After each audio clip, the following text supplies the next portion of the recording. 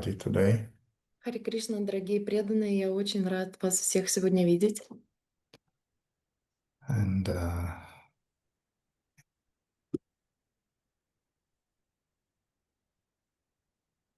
yes. Радаканта, это кто, Махарани или Нандарани с вами? Харе Кришна, Гурудев, это Нандарани. Okay. Махарани тоже пытается прийти. Нандарани Харе Кришна и Махарани тоже Харе Кришна. Скажи Харе Кришна, Гурудев. Харе Кришна. Okay. Good. So, as I said, today we'll have questions and answers, but yet I would like to read a verse from Śrīmad Bhagavatam. Как я уже сказала, у нас будет сессия вопросов и ответов, но перед этим я хотел бы прочитать стих из Шримад Бхагаватам. So it will be 177. Это будет 1.7.7. And Russian-speaking devotees, please open your Bhagavatams, read the verse and the purport for yourself. И, дорогие русские преданные, откройте, пожалуйста, ваш Шримад Бхагаватам и следите по вашей Шримад Бхагаватам за стихом. Русскоязычные преданные. Русскоязычный. It's a somewhat long purport, but it's worth it to read it. И это длинный комментарий, но он стоит того, чтобы его прочитать. So the verse is saying, Yasam Vaishyamanayam Krishne Parama Purushe Bhaktirut Padyate Pumsam Shoka Moha Bhayapaha. Simply by giving oral reception to these Vedic literatures, the feeling for loving devotional service to the Lord Krishna, the Supreme Personality of Godhead, sprouts up at once to extinguish the fire of lamentation, illusion, and fearfulness. Om Namo Bhagavate Vasudevaya, Om Namo Bhagavate Vasudevaya, Om Namo Bhagavate Vasudevaya. Simply by giving oral reception to this Vedic literature, the feeling for loving devotional service to Lord Krishna, the Supreme Personality of Godhead,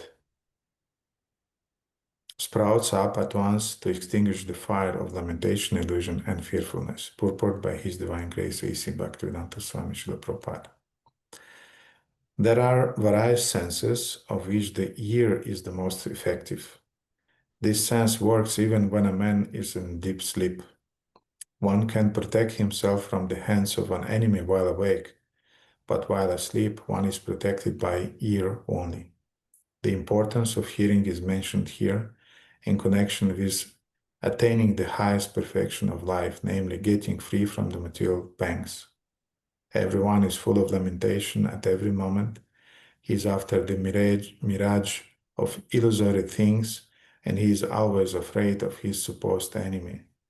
These are the primary symptoms of the material disease, and it is definitely suggested herein that simply by hearing the message of the Śrīmad Bhagavatam, one gets attachment for the Supreme Personality of Godhead Shri Krishna, and as soon as this is affected, the symptoms of the material disease disappears. Srila Vyasadeva saw the all-perfect personality of Godhead, and in this statement, the all-perfect personality of Godhead Shri Krishna is clearly confirmed. The ultimate result of devotional service is to develop genuine love for the Supreme Personality. Love is a word which is often used in relation with a man and woman, and love is the only word that can be properly used to indicate the relation between Lord Krishna and the living entities. The living entities are mentioned as Prakriti in the Bhagavad Gita, and in Sanskrit, Prakriti is a feminine object. The Lord is always described as the Paramapurusha, or the Supreme Male Personality. Thus, the affection between the Lord and the living entity is sometimes like that between the male and the female. Therefore, the term love of Godhead is quite appropriate. Loving devotional service to the Lord begins with hearing about the Lord. There is no difference between the Lord and the subject matter heard about Him. The Lord is absolute in all respects, and thus there is no difference between Him and the subject matter heard about Him. Therefore, hearing about Him means immediate contact with Him by the process of vibration of the transcendental sound. And the transcendental sound is so effective that it acts at once by removing all material affections mentioned above. As mentioned before, a living entity develops a sort of complexity by material association, and the illusory engagement of the material body is accepted as an actual fact. Under such false complexity, the living beings under different categories of life become illusioned in different ways. Even in the most developed stage of human life, the same illusion prevails in the form of many isms and divides the loving relationship with the Lord, and thereby divides the loving relationship between man and man. By hearing the subject matter of Srimad Bhagavatam, this false complexity of materialism is removed and the real peace in society begins, which politicians aspire for so eagerly in so many political situations. The politicians want a peaceful situation between man and man, and nation, but at the same time, because of too much attachment for material domination, there is illusion and fearfulness. Therefore, the politicians' peace conferences cannot bring about peace in society. It can only be done by hearing the subject matter described in Srimad Bhagavatam about the Supreme Personality of Godhead Sri Krishna. The foolish politicians may go on holding peace and summit conferences for hundreds of years, but they will fail to achieve success. Until we reach the stage of reestablishing our lost relationship with Krishna, the illusion of accepting the body as the self will prevail, and thus fearfulness will also prevail. As for the validity of Sri Krishna as the Supreme Personality of Godhead, there are hundreds and thousands of evidences from revealed scriptures, and there are hundreds and thousands of evidences from personal experiences of devotees in various places like Vrindavan, Navadvip, and Puri. Even in the Kaumudi dictionary, the synonyms of Krishna are given as the son of Yashoda and the Supreme Personality of Godhead Parabrahman. The conclusion is that simply by hearing the Vedic literature Srimad Bhagavatam, one can have direct connection with the Supreme Personality of Godhead Sri Krishna, and thereby one can attain the highest perfection of life by transcending worldly miseries, illusion, and fearfulness. These are practical tests for one who has actually given a submissive hearing to the readings of the Srimad Bhagavatam. Yasya vaishyamanayam Krishne parama purushe bhaktirupadyate pumsam shokamoha bhayapaham. Simply by giving oral reception to this Vedic literature, the feeling for loving devotional service to the Lord Krishna, the Supreme Personality of Godhead, sprouts up at once to extinguish the fire of lamentation, illusion, and fearfulness. Om Jnanatimirandasya Jnanam Janashalakaya Chakshurun Militamina Tasmai Shri Gurave Namaha Shri Chaitanya Manabhishtam Stapitam Yena Bhutale Swarupakadamyam Dadati Swapadantikam Vanchakalpatarabhescha Kripa Sindhubhya Eva Cha Patitanam Pavanibha Vaishnavibha Namo Namo Jaya Shri Krishna Chaitanya Prabhu Nityananda Shri Advaita Gadadhara Shiva Sari Gaura Bhakta Vrinda Hare Krishna Krishna Krishna Hare Hare Hare Rama Rama Rama Hare Hare Gurave Gaurachandraya Radhikaya Tadalaya Krishna Krishna Bhaktaya Tad Bhaktaya Namo.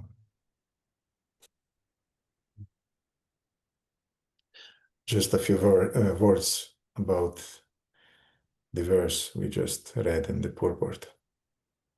Несколько слов о том стихе, который мы с вами прочитали, и о комментарии к нему.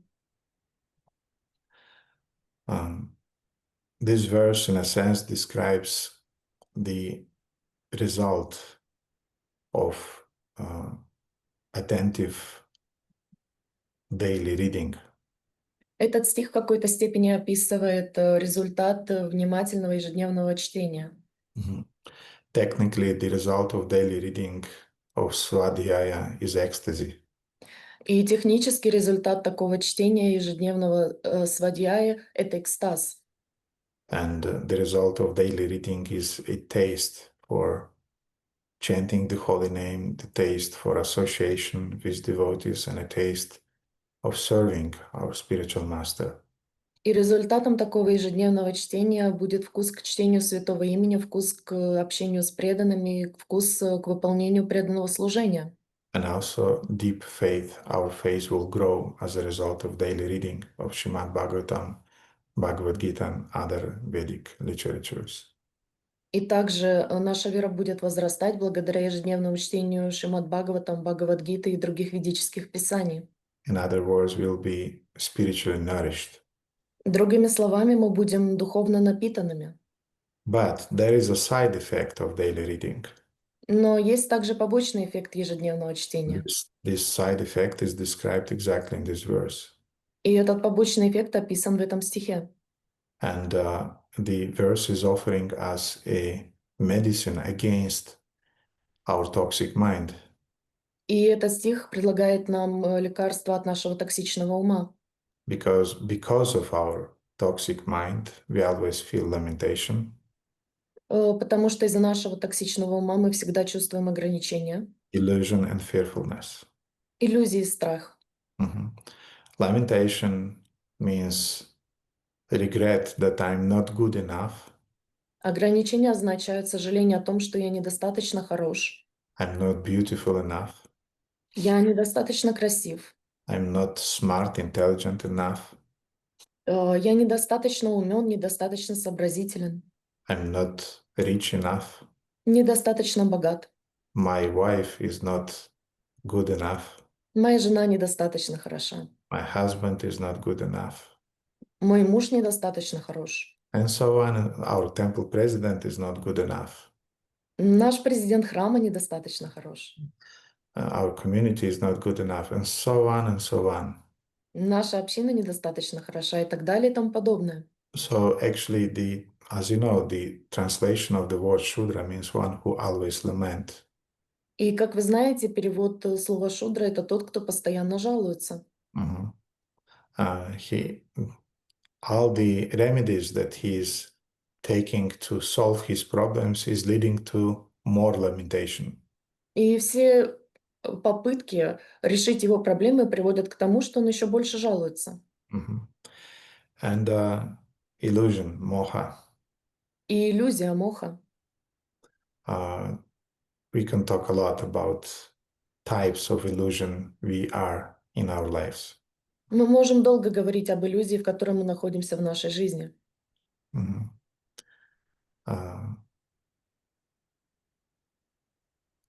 For example, cognitive distortions.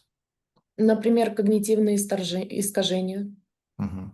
When we think that somebody thinks something about us. Когда мы думаем, что кто-то что-то думает о нас.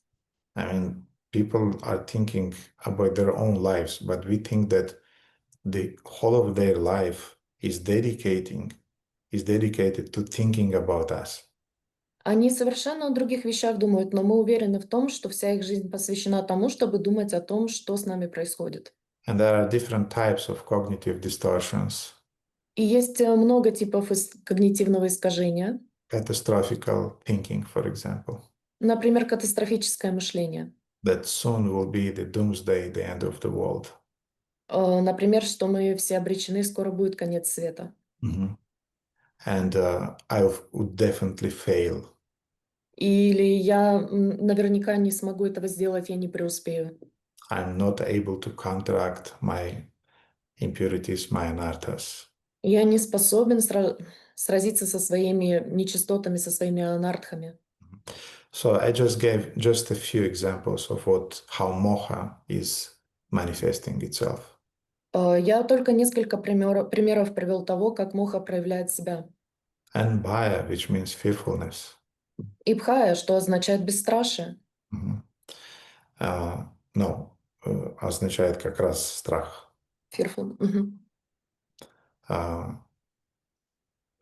We are always fearful that something will happen. Мы всегда боимся, что что-то произойдет. That they would not love me, they will not accept me, they'll kick me out. Что им не понравится, что они не будут меня любить, что они меня выгонят. And because of this shoka, moha, bayapaha, or lamentation, illusion, and fearfulness, we are losing a lot of our psychic mental energy. И из-за этих ограничений, страха и иллюзий мы теряем очень много от наших способностей. And we are tasting nectar in our life, or we are tasting this toxic poison in our life. И тогда мы либо вкушаем нектар сладкий в этой жизни, или мы токсичной горечью питаемся. As soon as we go deep into the Shastra, we are tasting nectar. И чем глубже мы погружаемся в шастры, тем больше мы получаем нектара. But when we go far away from the Shastra, then immediately shoka, moha, bayapaha, lamentation, illusion, and fearfulness starts dominating our consciousness.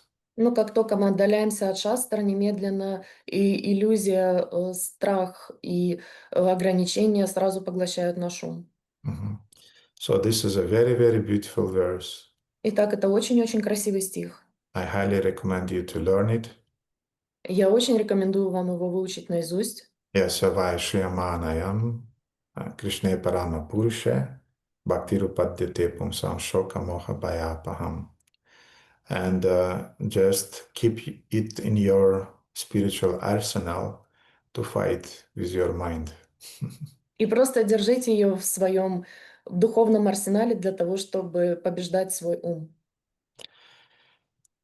Okay. Are there any questions?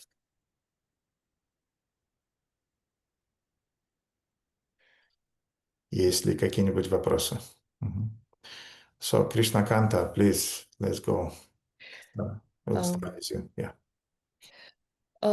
My first question is if there are uncomfortable questions or if we can ask right now everything. It's not personal, but I found those 4 questions which I have. 5. Yeah. Я хотела спросить, есть ли ограничения по вопросам, есть ли неудобные вопросы, потому что я эти вопросы нахожу весьма неудобными, 5 вопросов, которые у меня есть. Technically speaking, all of your uncomfortable questions, you had to put them before the initiation. Технически говоря, все неудобные вопросы вы должны были задать до инициации.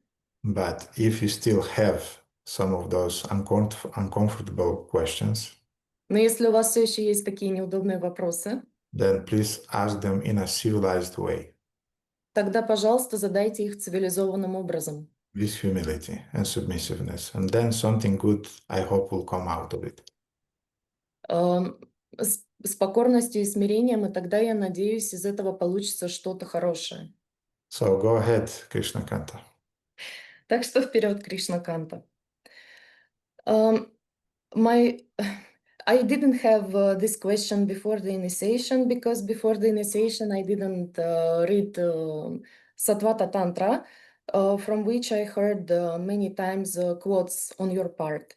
И перед инициацией у меня не возникло этого неудобного вопроса, потому что до инициации я не читала Саттвата Тантру, цитаты из которой я часто слышала в ваших лекциях.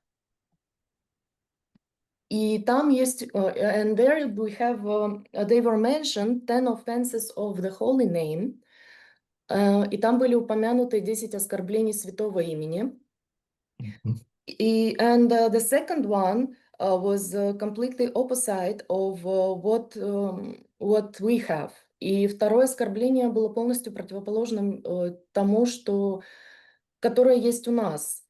And the thing is that I actually wanted to ask what is the source, what is the verse, or where we have those 10 offenses of the holy name from, and what is the original source of it.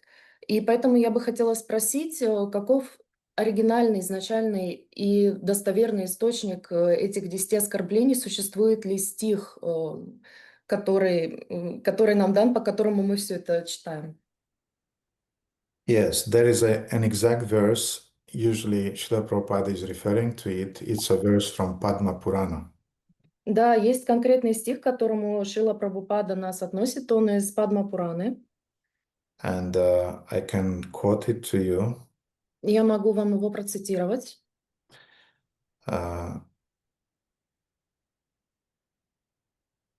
Just a second. Одну секунду. So, if you want the exact reference, it's Padma Purana, Svarga Kanda 48. Сваргаканда. Если вы хотите очень четкий стих, это Падма Пурана, Сваргаканта 48, Which is saying, которая говорит: Satam nindanam nam pramanam aparadam vitanute yata kyatam yatam katham usahate tad vigraham. Shivasya Shivishnoriaiha gunanamadi sakalam dhiya binam pashyet sakalau harinama hitakaraha. Guror avagya Shruti Shastra Nindanam Tatartavada Harinama Kalpanam Namno Baladyasahi Papa Buddhir Navidyate Tasya Marhi Sudhir Dharma Vratta Tyaga Hutadi Karma Subha Kriya Samyam Abhi Pramadaha Ashradadhana Vimukhepi Ashavanti Yas Chapadesha Shiva Nama Aparada Shrutvapi Nama Mahatmyam Yak Pritirahito Dharma Dhamadi Paramanamna Sipi Aprakrita Kritihi.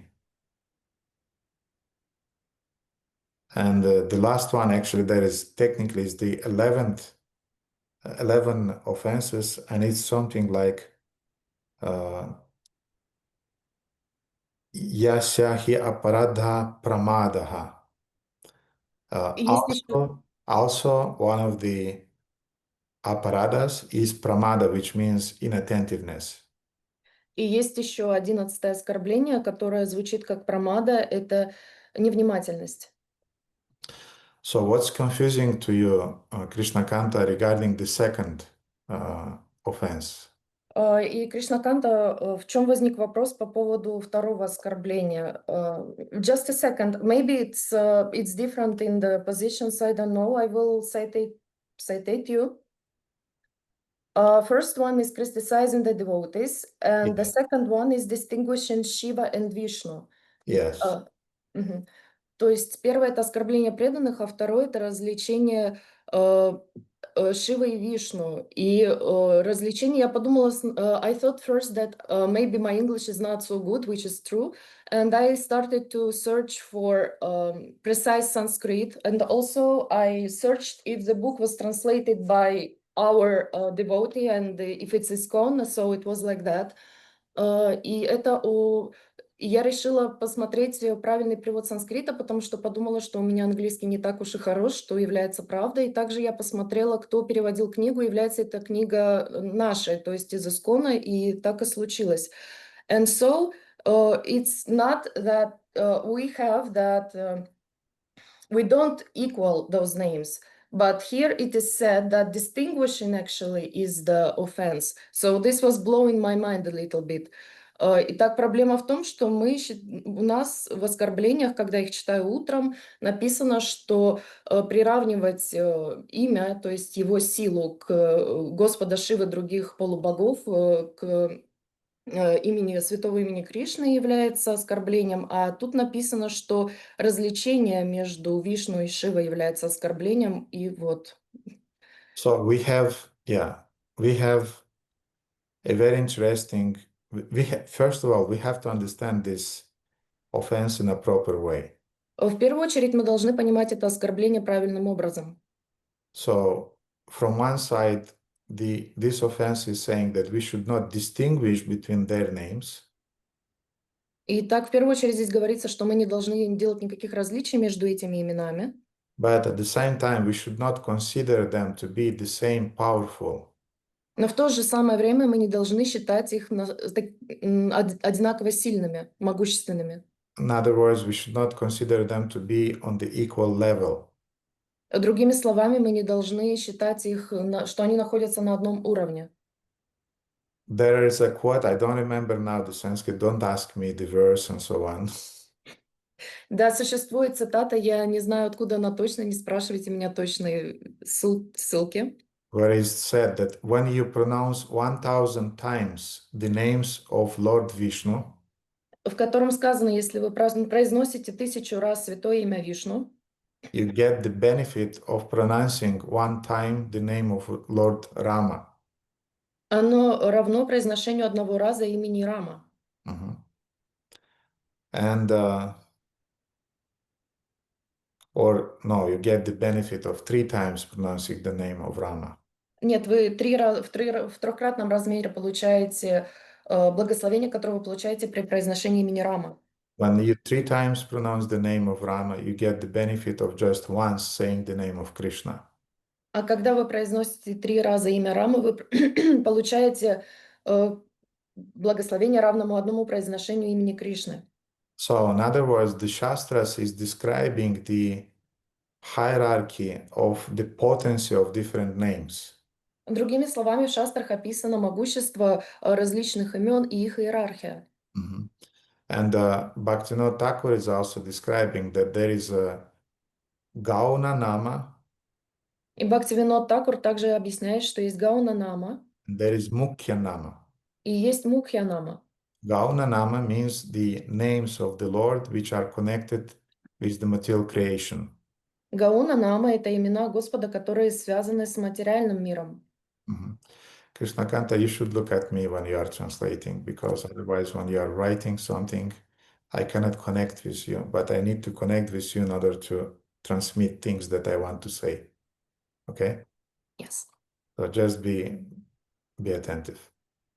So Mukhya Nama and Gauna Nama are the names that are connected with the material creation. Итак, Гауна Нама — это имена, которые связаны с материальным созданием, миром. For example, Paramatma Например, Параматма or Jagannath, или Джаганат, or for example, Jagat Mandala. или Джагат Мандала. So these are the names that are connected with the material creation. Итак, это имена, которые связаны с материальным мирозданием. They are non-different from the Lord.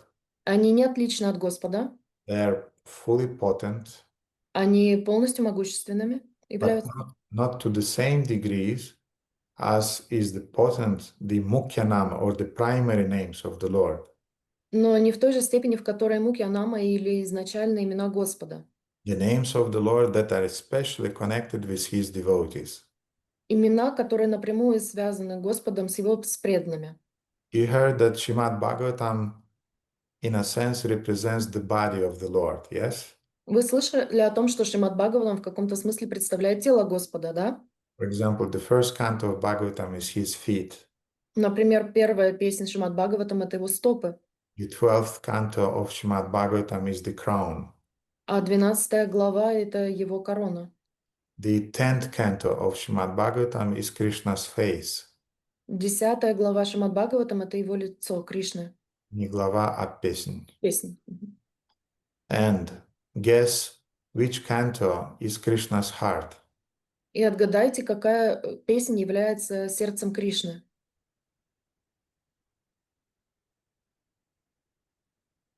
Seventh canto is Krishna's heart. 7 песня является сердцем Кришны.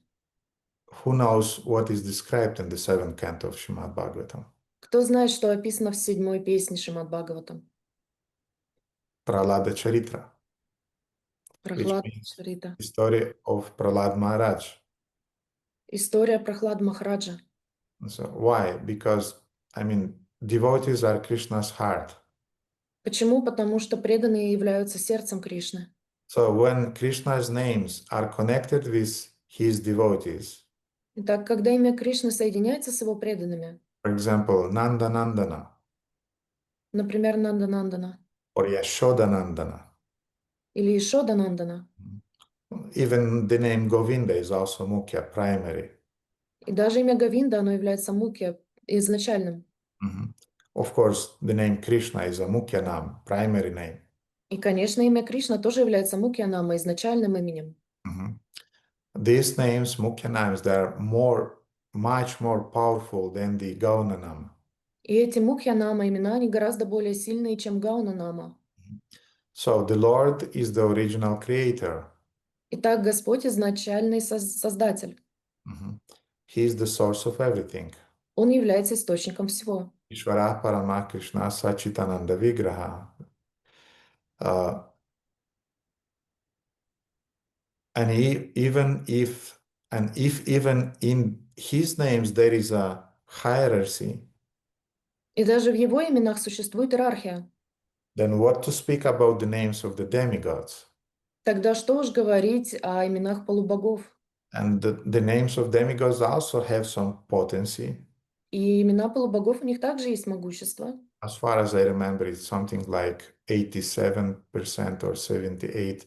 I'm not good with numbers, but something like that.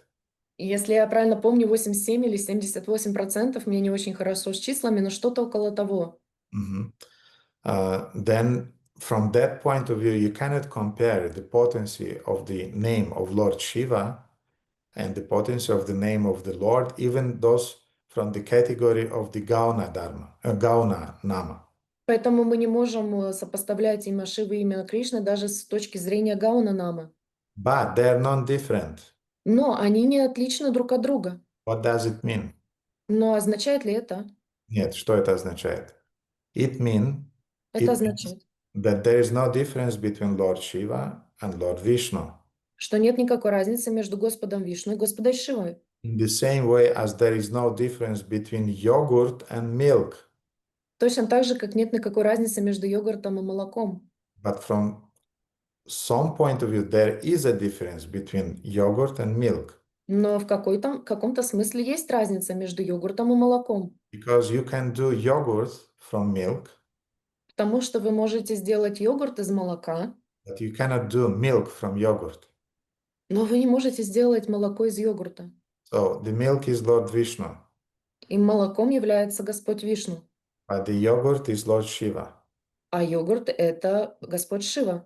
Lord Shiva is coming from Lord Vishnu, Господь Шива исходит из Господа Вишну, but Lord Vishnu is not coming from Shiva.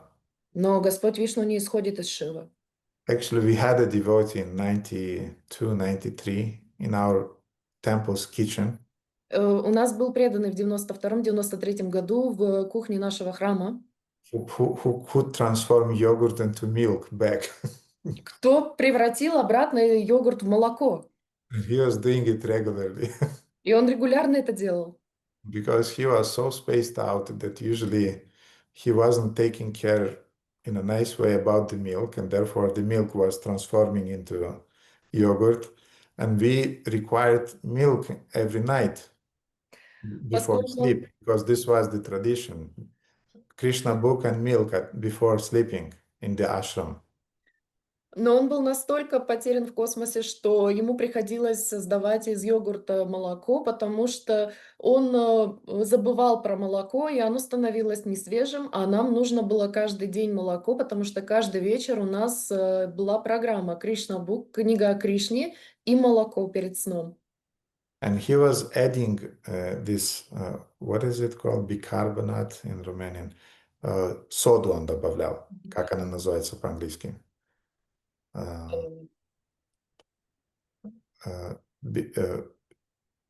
Caronașă, bicarbonat de sodium sau cum se numește el? Chestia aia albă. Soda. Soda. Sodium bicarbonate. Baking soda. Sodium bicarbonate. So somehow he was adding this sodium bicarbonate and he was transforming yogurt back to the milk. And of course it was horrible on the taste because you could feel that sodium there in the milk. И, конечно, он добавлял эту пищевую соду в пропавшее молоко, и, конечно, это был ужасный вкус, потому что вы могли чувствовать эту пищевую соду там, но такое было молоко. So Krishna Kanta is not about offending Lord Shiva or putting him down. Итак, Кришнакант, здесь говорится не о том, чтобы оскорбить Шиву или принизить его. It's actually about glorifying Lord Shiva. Это о том, чтобы восхвалять Господа Шиву. Therefore, devotees should have a proper understanding of the second offense of the holy name.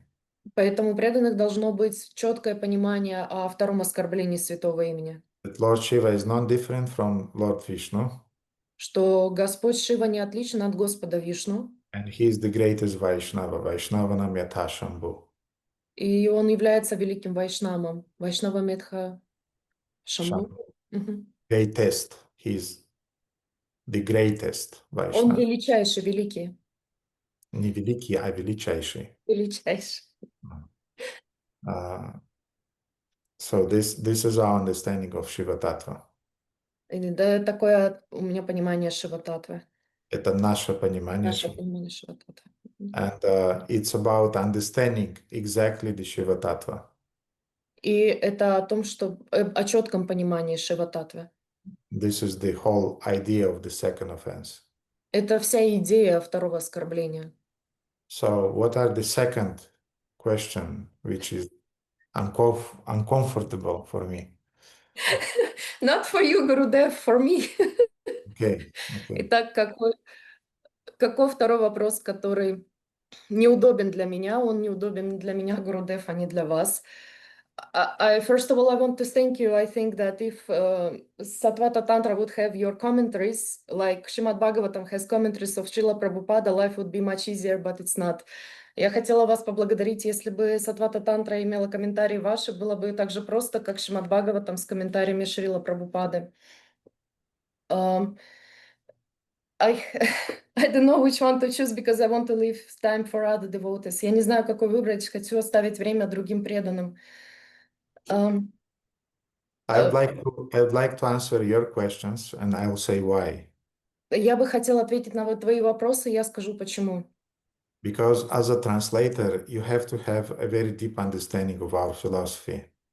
Потому что как переводчик ты должна иметь очень глубокое понимание нашей философии. So it's my first duty to train you. Это моя обязанность важная, чтобы натренировать тебя. Because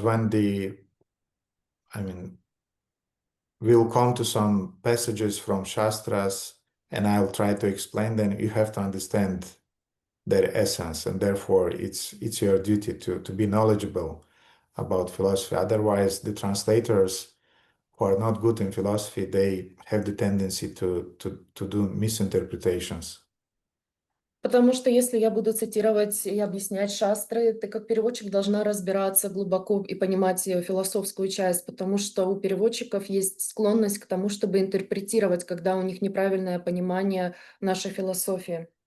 But anyway, our Russian-speaking devotees are lucky that I know Russian, and therefore when I see that Krishna Kanta is going somewhere out of the track, I can correct her.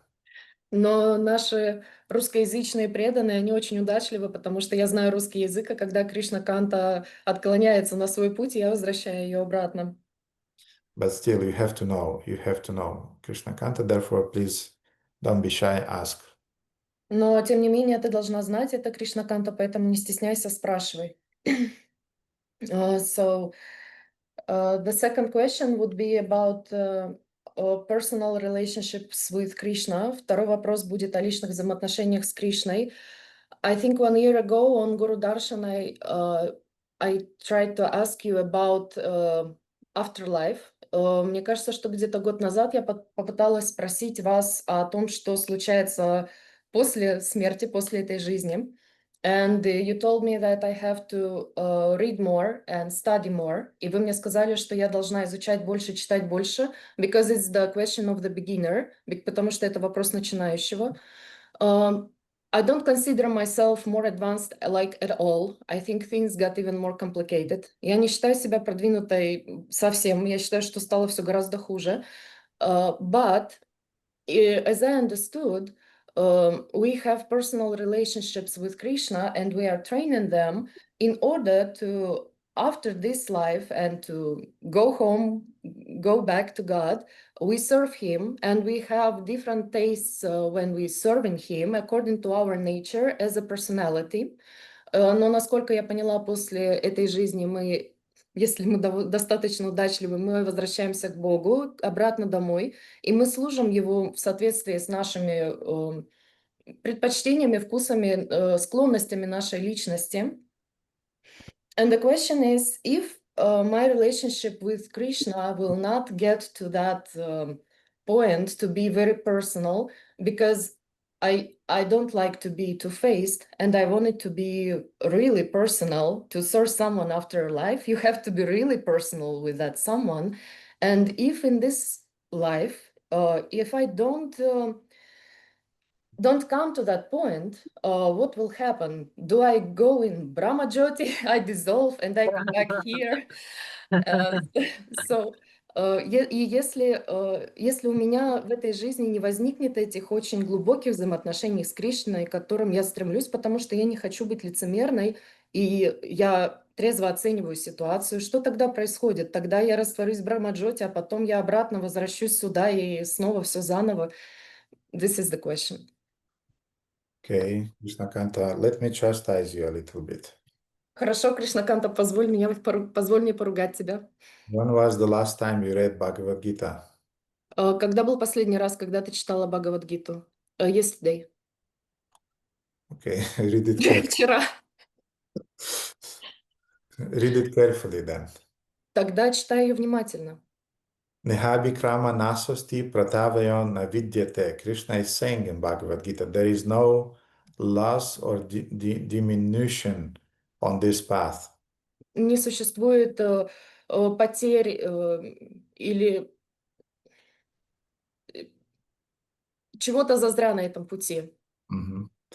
And Prabhupada is explaining hundreds of times in his lectures and his classes И Прабхупада объясняет сотни раз в своих лекциях, that this is the advantage of bhakti что это является преимуществом бхакти in comparison with other path. в сравнении с другими путями. That if you did not finish 100% your perfection in bhakti in this lifetime, Что если вы не закончили 100% бхакти в этой жизни, for example, you finished, let's say, 73%, например, вы всего 73% смогли выполнить, then in your next life, тогда в вашей следующей жизни you continue your spiritual education вы продолжаете свое духовное обучение from the 74%. с 74%.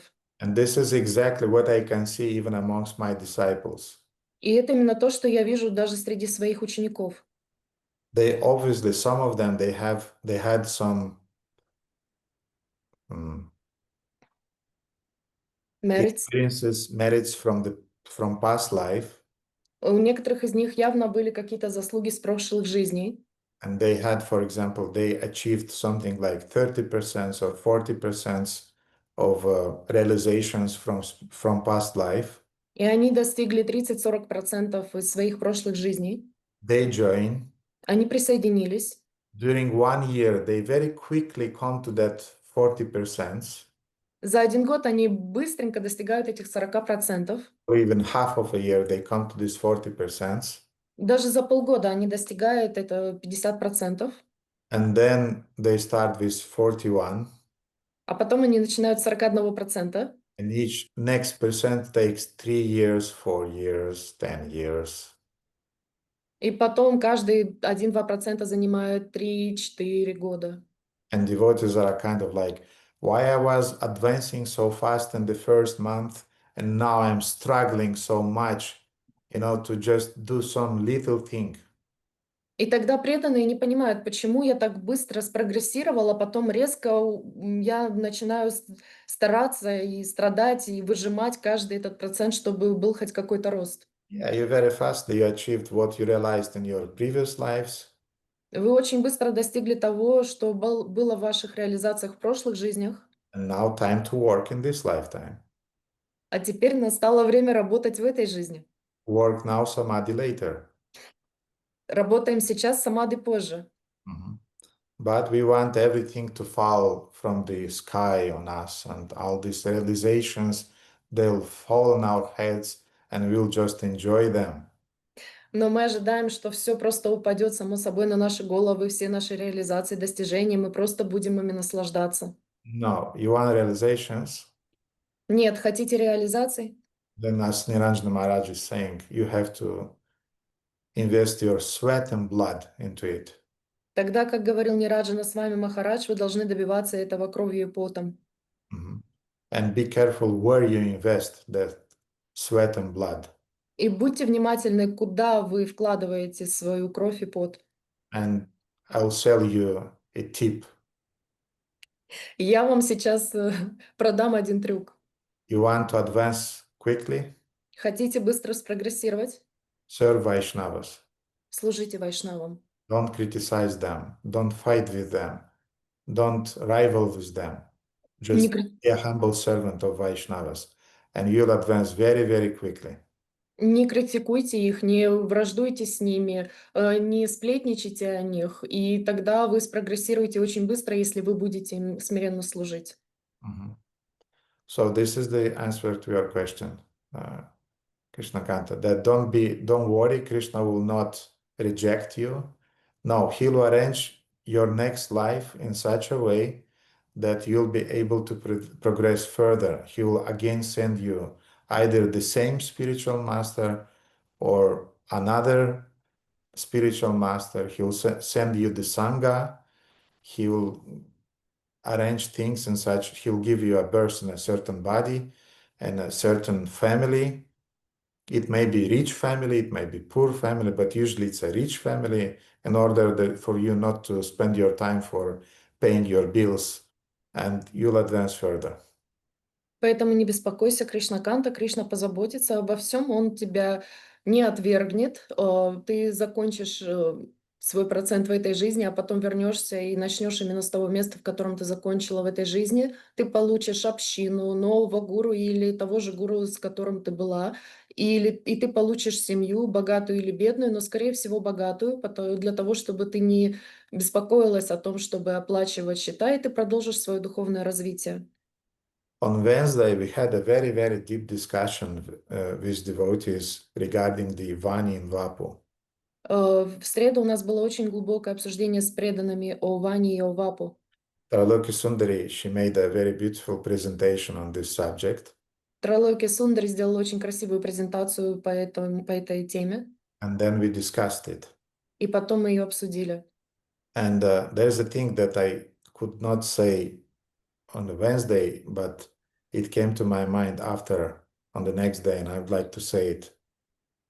И есть вещь, которую я не мог сказать тогда в среду, но сейчас она пришла мне на ум, и я хочу ее сказать. If you'll send, I don't know, a pizza to Triloki Sundari, she can maybe transcribe the talk that we had and can translate it into English, and you'll benefit from it. Если вы пошлете Трайлоки Сундари пиццу, возможно, она сделает транскрипцию на английский язык, и у вас будет возможность получить благодать от нашего общения в среду. But one thing that I would like to add to that discussion Но одна вещь, которую я хотел бы добавить к этому обсуждению, is that sometimes devotees are asking the question, is my spiritual master coming after me in the next life?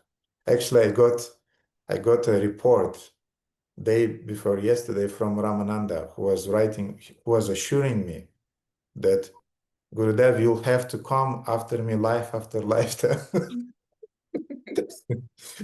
иногда преданные спрашивают о том, попаду ли я в следующей жизни к тому же гуру, и буквально позавчера я получила отчет от Рамананды, который прямо написал в своем отчете: Гурудев, вы должны быть возвращаться за мной каждую жизнь после жизни и после жизни.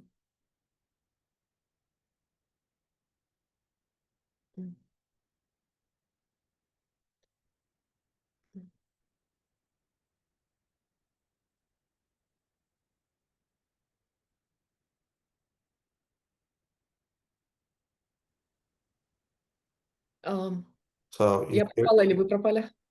я пропал, да, у меня что-то с интернетом. I connected through a hotspot. I don't know what's happening. Anyway, so Ramananda wrote me that Gurudev will have to come after me life after lifetime. Поэтому Рамананда сказал: Гурудев, вы должны будете возвращаться ко мне жизнь за жизнью. Thank you, Ramananda. Спасибо, Рамананда. But that's actually why I was contemplating about this subject. Но именно поэтому я размышлял над этой темой. Because So the question that devotees are asking, who would come next life? It will be the same spiritual master or it will be another spiritual master? Итак, преданные задают этот вопрос: кто придет в следующей жизни? Это будет новый духовный учитель или это будет этот же духовный учитель? And an interesting thought come to my mind. И интересная мысль пришла мне на ум. That sometimes we are attached to our spiritual master in a general way. Что иногда мы привязаны к своему духовному учителю в общем плане. We are attached more to the principle of Guru. Больше привязаны к самому принципу гуру. We are not so much attached to him as a Vaishnava, as a person. И мы не так сильно привязаны к нему, как к вайшнаву, как к личности. Therefore, we can say that those who are attached more to the Vapu aspect of the spiritual master, Поэтому мы можем сказать, что тот, кто привязан к аспекту вапу своего духовного учителя, then most probably the same spiritual master will come after you in the next lifetime. тогда, скорее всего, этот же духовный учитель придет к вам в следующей жизни. But if you are more attached generally on the level of Vani to the spiritual master, Но если вы, в общем, привязаны больше к аспекту вани своего духовного учителя, then most probably Krishna will arrange another spiritual master who will come to train you, who will give the same Vani or will educate you in the same Vani, in the same instructions. тогда Кришна вам пошлет другого духовного учителя, который будет давать вам ту же истину, ту же вани, которую будет вам учить. So it depends on your attachment. Поэтому это зависит от вашей привязанности. But anyway, you will not be deprived of the association of a qualified spiritual master who would lead you further in your spiritual advancement in your next lifetime. Но в любом случае у вас будет духовный учитель, который будет вас вести с того момента, на котором вы остановились, для того, чтобы продвигать вас на духовном пути в следующей жизни. Okay, anything else about that, Krishna Kanta? Еще что-нибудь по этому поводу, Кришна Канта? No, Gurudev, I know it's not good to say that my Gurudev is the best Gurudev. I will not say that. But your answers are perfect. I would like to say, yeah, okay. Я не буду говорить, что мой духовный учитель лучший духовный учитель, но ваши ответы всегда полноценны. I'd like to say the same thing about my disciples. Я бы хотела то же самое сказать о своих учениках. But probably I'll do it a little bit later. Но, возможно, я сделаю это позже, in next life. Okay, the third question. Третий вопрос. The third question is maybe it's I feel like it's related to our ятра for some reasons. Я чувствую, что это третий вопрос связан больше с нашей ятрой по каким-то причинам. Actually, I'm not wearing kanhimal right now because it's at work. Я сейчас не ношу канхимали, потому что она на работе. And the reason is that I started to put down my kanhimalas. А причина в том, что я начала снимать канхималы. What happened is that usually in my social life I work with different people, also foreigners. In моей обычной жизни и на работе я взаимодействую с разными людьми, в том числе с иностранцами. And I had Indians who recognized my kanhimala and with whom I had beautiful, profound discussions about Krishna. And they, of course, they asked me about our center. И у нас, и в том числе люди из Индии, которые замечали мои канхималы, и с которыми у меня было очень красивое и глубокое обсуждение по поводу Кришны. И они спрашивали, есть ли центр ISKCON в Бухаресте. And of course, I told them, yes, we have certain programs, they are not in English, but you can check on Facebook. И я им говорила, вы можете проверить на Фейсбуке, но у нас нету храма и так далее. And what happened lately, in front of me, all 3 times they were in front of me. И что произошло недавно, все 3 раза были, так сказать, прямо передо мной произошли.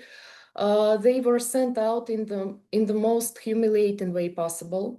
Их выгнали самым унизительным образом, с моей точки зрения.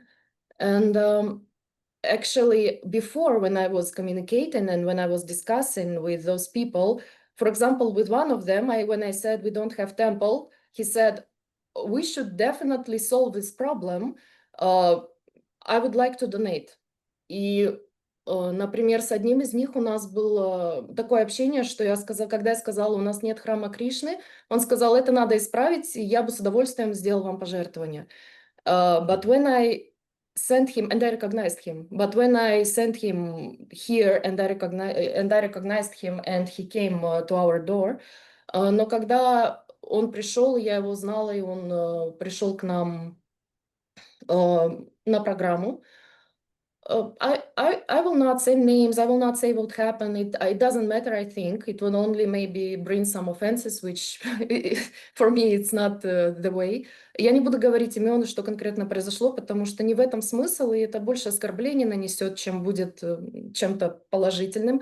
But I sincerely want to understand what is happening, because I see that something is happening, and I tried to ask, and I was told some stories, maybe mythical, maybe real, about England, and we had to put another temple, or that they are not behaving.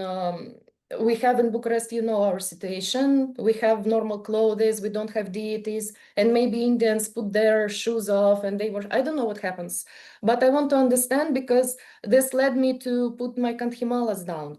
И я не знаю, что происходит. Я слышала какие-то мифические истории, возможно, они реальные, по поводу Англии, по поводу того, что произошло там, что люди из Индии не захватили храм, но они как бы взяли руководство, и пришлось построить новое место, что-то. Я не знаю, что произошло именно. И я знаю, что у нас программы очень не для преданных. Мы в обычной одежде, мы не снимаем обувь, у нас нет божеств. And I also felt like I was ashamed in the moment when they were sent away. I thank God that I wasn't recognized. И мне было стыдно, потому что я даже молилась, благодарила Господа, что меня не узнали. Because I was so ashamed that I'm a part of the yatra who is treating the person like that. Потому что мне было так стыдно, что я являюсь частью ятры, которая обращается с этими людьми так. And I'm lost. I don't have any resentment, offense. I just want to understand for myself and to see, you know, the balance. And I want to hear it from you, because you are the source. I can hear many things from senior devotees with which I can be agree, disagree, but I want to be very sure. И у меня нету никаких сожалений, отвержений, никаких эмоций негативных ни к преданным, ни к ситуации. Я просто хочу для себя понять, потому что я не хочу снимать канхимал и притворяться, что я не из сознания Кришны, и понять в целом ситуацию, потому что со старшими преданными у меня есть склонность иногда соглашаться, иногда нет. И я не знаю уже, где правда, где нет. Я хочу от вас услышать комментарии. Okay, so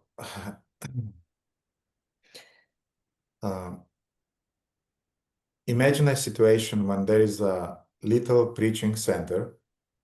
Итак, представь себе ситуацию маленького проповеднического центра, which is able to provide a Sunday feast.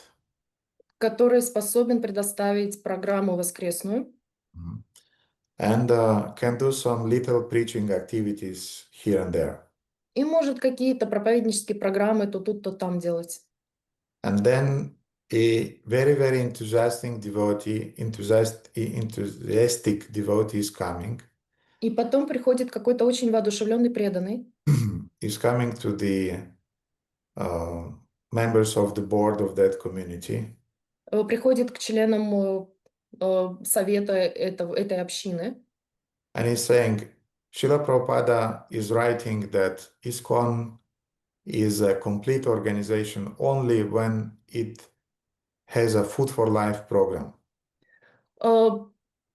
Что община является, Шрила Прабхупада говорит, что община является полноценной только когда у них есть программа в этой общине «Пища для жизни». So we urgently have to organize the Food for Life program through which we'll feed the needy people. И поэтому нам срочно нужно организовать программу «Пища для жизни» для нуждающихся людей. Now, that devotee in his innocent enthusiasm, he doesn't understand that in order to have a Food for Life program, И этот начинающий преданный в своем энтузиазме не осознает, что для того, чтобы начать программу «Пища для жизни», you have to have a separate kitchen вам нужна отдельная кухня, approved by the government. у- удосто- проверенная правительством, удостоверенная. You can do it in former, former Soviet republics, you can do it without any authorization. But in Europe, if you are cooking some food and you are distributing it, you have to have the license. И в постсоветских странах с этим не возникает проблем, но в странах Евросоюза вам нужна лицензия для того, чтобы заниматься этим. And you have to have the certain conditions to cook. И у вас должны быть определенные условия для того, чтобы готовить. And they're very, very strict in that sense. Они очень строги в этом отношении. Besides that, you have to have at least 5 or 6 devotees, a staff who are full-time dedicated to that. И помимо этого у вас должно быть 5-6 преданных, которые полноценно работают и именно в этом плане, именно на готовке. You have to have an official accountant. All the money should go through the legal accounting process and so on. У вас должны эти деньги быть легальными, они должны проходить через определенные легальные программы и так далее. So it's practically another separate legal entity. То есть это, по сути, еще одна легальная активность отдельная, Meanwhile, деятельность. Тем временем Navanar is struggling just to find some cooks to cook for the Sunday. Наванари старается найти каких-то поваров для того, чтобы приготовить на воскресную программу просад. And is trying to keep our devotees cooks alive for them not to faint after 2 days of cooking on Janmashtami and on Vyasa Puja of Srila Prabhupada. И старается сделать так, чтобы они оставались живых после 2 программ на Джанмаштами и на день рождения Шрилы Прабхупады, после всего лишь 2 дней готовки. And when we are telling that devotee, Food for Life enthusiast, that look, I mean, we now are on the stage when we cannot afford having a separate Food for Life program. И когда мы говорим эту преданному, смотри, мы не можем сейчас, мы не в состоянии позволить себе программу «Пища для жизни». Because we are still young, but in the future, definitely we are going in that direction. Потому что мы еще молоды, но мы точно идем в этом направлении. That devotee is getting offended and he's saying, you're against Srila Prabhupada and blah, blah, blah. И этот преданный обижается и говорит, ой, вы против Шрилы Прабхупады и так далее. Now, the same thing with the Indians. То же самое с индусами. There is some specific trends that Indians are doing when they're starting coming to the programs. И есть определенный паттерн, которому следуют индусы, которые приходят, когда они начинают приходить на программы. If one Indian is coming, he would definitely come then with his family. Если один индус приходит, то он 100% придет со своей семьей. Then the member of that family will come with his family. Потом член его семьи приведет и других членов своей семьи. And just in 2 weeks, you'll have 80 Indians at the program. И всего за 2 дня у вас будет 80 индусов на программе And 20 white people at the program. и 20 белых человек на программе. Now, Krishnakanta, I'm saying a real thing now. I'm not inventing it now. И Кришнаканта, я сейчас говорю по-серьезному, я сейчас не выдумываю вещи. I made a survey. Я сделала исследование. I asked our devotees, what would they think if they would come to a program where there are 80 Indians and maybe 3, 4, 10 white people? What would be your reaction when you would come to such a Sunday program here in Romania? И я спросил преданных, какая бы у них была реакция, о чем бы они думали, если бы они пришли на программу, на которой 80 человек индусов и 20 человек белых. They said me, 80% of them said me 80% мне сказали, that we would never come to that program anymore мы бы никогда не пришли на эту программу снова, because it's something ethnic for Indians потому что это что-то этническое для индусов. and sorry, we're Romanians. Извините, мы румыны. Now, another thing that you don't know and our devotees don't know. А теперь еще одна вещь, которую ты не знаешь, и наши преданные не знают. There are certain services in each country, Есть определенные службы в каждой стране, secret services. секретные службы. And maybe 1 year or 2 years back, no, not 1 year, almost 1 year back, we got the messages from them И примерно год назад мы получили от них сообщение. that their spiritual organizations, Дорогие духовные организации, they just gathered all different minor religious and spiritual organizations, they gathered all together in a summit. они просто собрали все духовные маленькие организации, религии в один саммит. Mhm. And one of our devotees was invited there. И один из наших преданных был туда приглашен. And they are kind of like casually said, we know everything that's happening in your organizations. И они так повседневно сказали, мы знаем обо всем, что происходит в ваших организациях. And now please consider one thing. А теперь, пожалуйста, примите во внимание одну вещь. Since there is a big flow of refugees to our European countries, Поскольку существует большой поток беженцев в нашу страну, there are many Indians, Pakistanians, Afghans, and so on. You cannot detect them very much, the difference between them. индусы, пакистанцы, афганистанцы, вы не можете четко их различить. And we in Europe, especially here in Romania, we don't want troubles with them. И мы здесь, в Европе, особенно в Румынии, не хотим с ними проблем. So please don't support people who potentially may be terrorists. Поэтому, пожалуйста, не поддерживайте людей, которые потенциально могут быть террористами. I mean, I don't want to exaggerate on that, И я не хочу преувеличивать по этому поводу. but Romanians, they don't have a problem to shout at some Afghans or Indian people, hey, Taliban, get out of our country. Но у румын нет проблем с тем, чтобы наорать на индуса или афганца, и ты убирайся из нашей страны. Ты талибанец, убирайся из нашей страны. Талибанец. Мгм. So, considering all these specific things, Итак, принимая во внимание все эти конкретные вещи, and especially the survey that I made, that I would never come to a program where there will be a lot of ethnic Indians. Never. что я бы никогда не пришел на программу, где 80% этнических индусов, никогда бы не пришел. We as the board, we decided that we are not able at this stage of our development of our center to provide some services to the Indian community. И мы на уровне совета здешнего, мы решили, что мы не можем на данный момент служить этим людям. It doesn't mean that we will not do it in the future.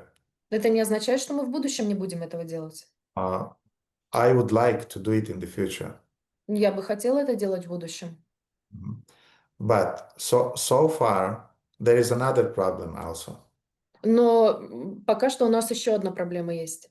As soon as we'll have Indians at our programs, До тех пор, пока у нас будут индусы на наших программах, they naturally want some religious flavors at these programs.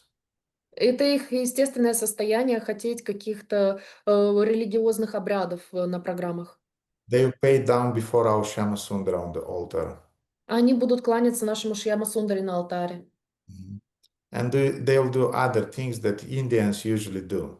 И они будут делать другие вещи, которые индусы обычно делают. And then immediately our Center for Vedic Studies И очень быстро наш центр ведических знаний will fall in the category of religion. упадет в категорию религии. Now we are NGO, we are cultural society now. А на данный момент мы являемся культурной организацией. That's legal, our legal status. Это наш легальный статус. законный. As soon as you fall into the religious status, Но как только ты впадаешь в религиозный статус, then immediately the special department in the Orthodox Christian Church is starting working with you. тогда немедленно организация службы, которая связана с румынской церковью ортодоксальной, они немедленно ставят тебя, берут тебя на карандаш и следят за этим. And they start defaming you and destroying you via the mass media. Они начинают хулить вас и публично писать о вас какие-то вещи. Because the most thing they are afraid is that these Hindus will have a temple here in Bucharest. Потому что самое большое, самый главный страх — это то, что у этих индусов хинди будет храм здесь, в Бухаресте. You don't know how many problems Muslims had in our Bucharest before building the mosque here. Вы не представляете себе, сколько проблем, с какими проблемами столкнулись мусульмане для того, чтобы построить храм здесь. You don't know how many problems they have after that. И вы не представляете себе, сколько проблем у них было после этого. So the issue is much more complicated, Krishnakanta. It's not that we are kind of like against Hindus and we are white dominance here. No. It's much more complicated. Поэтому здесь вопрос очень-очень обширный, Кришнаканта. Здесь не идет речь о том, что мы тут белые доминируем, или то, что мы не любим индусов. Нет. Здесь все гораздо более серьезно и более глубоко. Now, I don't know what really happened with your friends. Not all. Я не знаю, что конкретно произошло с твоими друзьями. But I mean, I am watching the replies that usually Shyamarani is sending to the Indian people when they are writing to us on Facebook. Но я слежу за тем, как отвечает Шьямарани индусам, которые присылают нам письма на Фейсбуке. And I want to say that she is always replying in a very nice and very polite way and explaining the situation to the degree that it's possible to explain. И она объясняет очень вежливым, аккуратным способом, в той степени, в которой это возможно на данном этапе. But I never saw any message in which she was harsh or she was a kind of like offensive. It wasn't. It was never like that. Но я никогда не видел сообщения, в котором была она оскорбительна или невежлива. Никогда такого не было. So therefore, the strategy is the following. Поэтому стратегия следующая. Let us grow here in Bucharest to a community of 200-300 devotees. Давайте взрастим наше общество до 200-300 преданных здесь, в Бухаресте. Then we'll have manpower to organize a separate program for Indians. И у нас будет достаточно ресурсов человеческих для того, чтобы организовать отдельную программу для индусов. Where we'll be able to feed them, we'll be able to provide them abhisheks and ceremonies and also a good translation. Где у нас будет возможность давать им религиозные обряды, абишеки, кормить их и также подобающий перевод им обеспечивать. And when we would put the question that, look, dear government, we actually are a religion and we want to register ourselves as a religion. И тогда мы поставим вопрос перед государством, что вообще-то мы являемся религиозной организацией, и мы хотим себя зарегистрировать как религиозная организация. And we are a true Indian religion with support of the Indian embassy and the Indian community, big Indian community here in Bucharest. И мы будем находиться под своеобразной защитой религиозного сообщества Индии и также их консульства и посольство, которое здесь находится.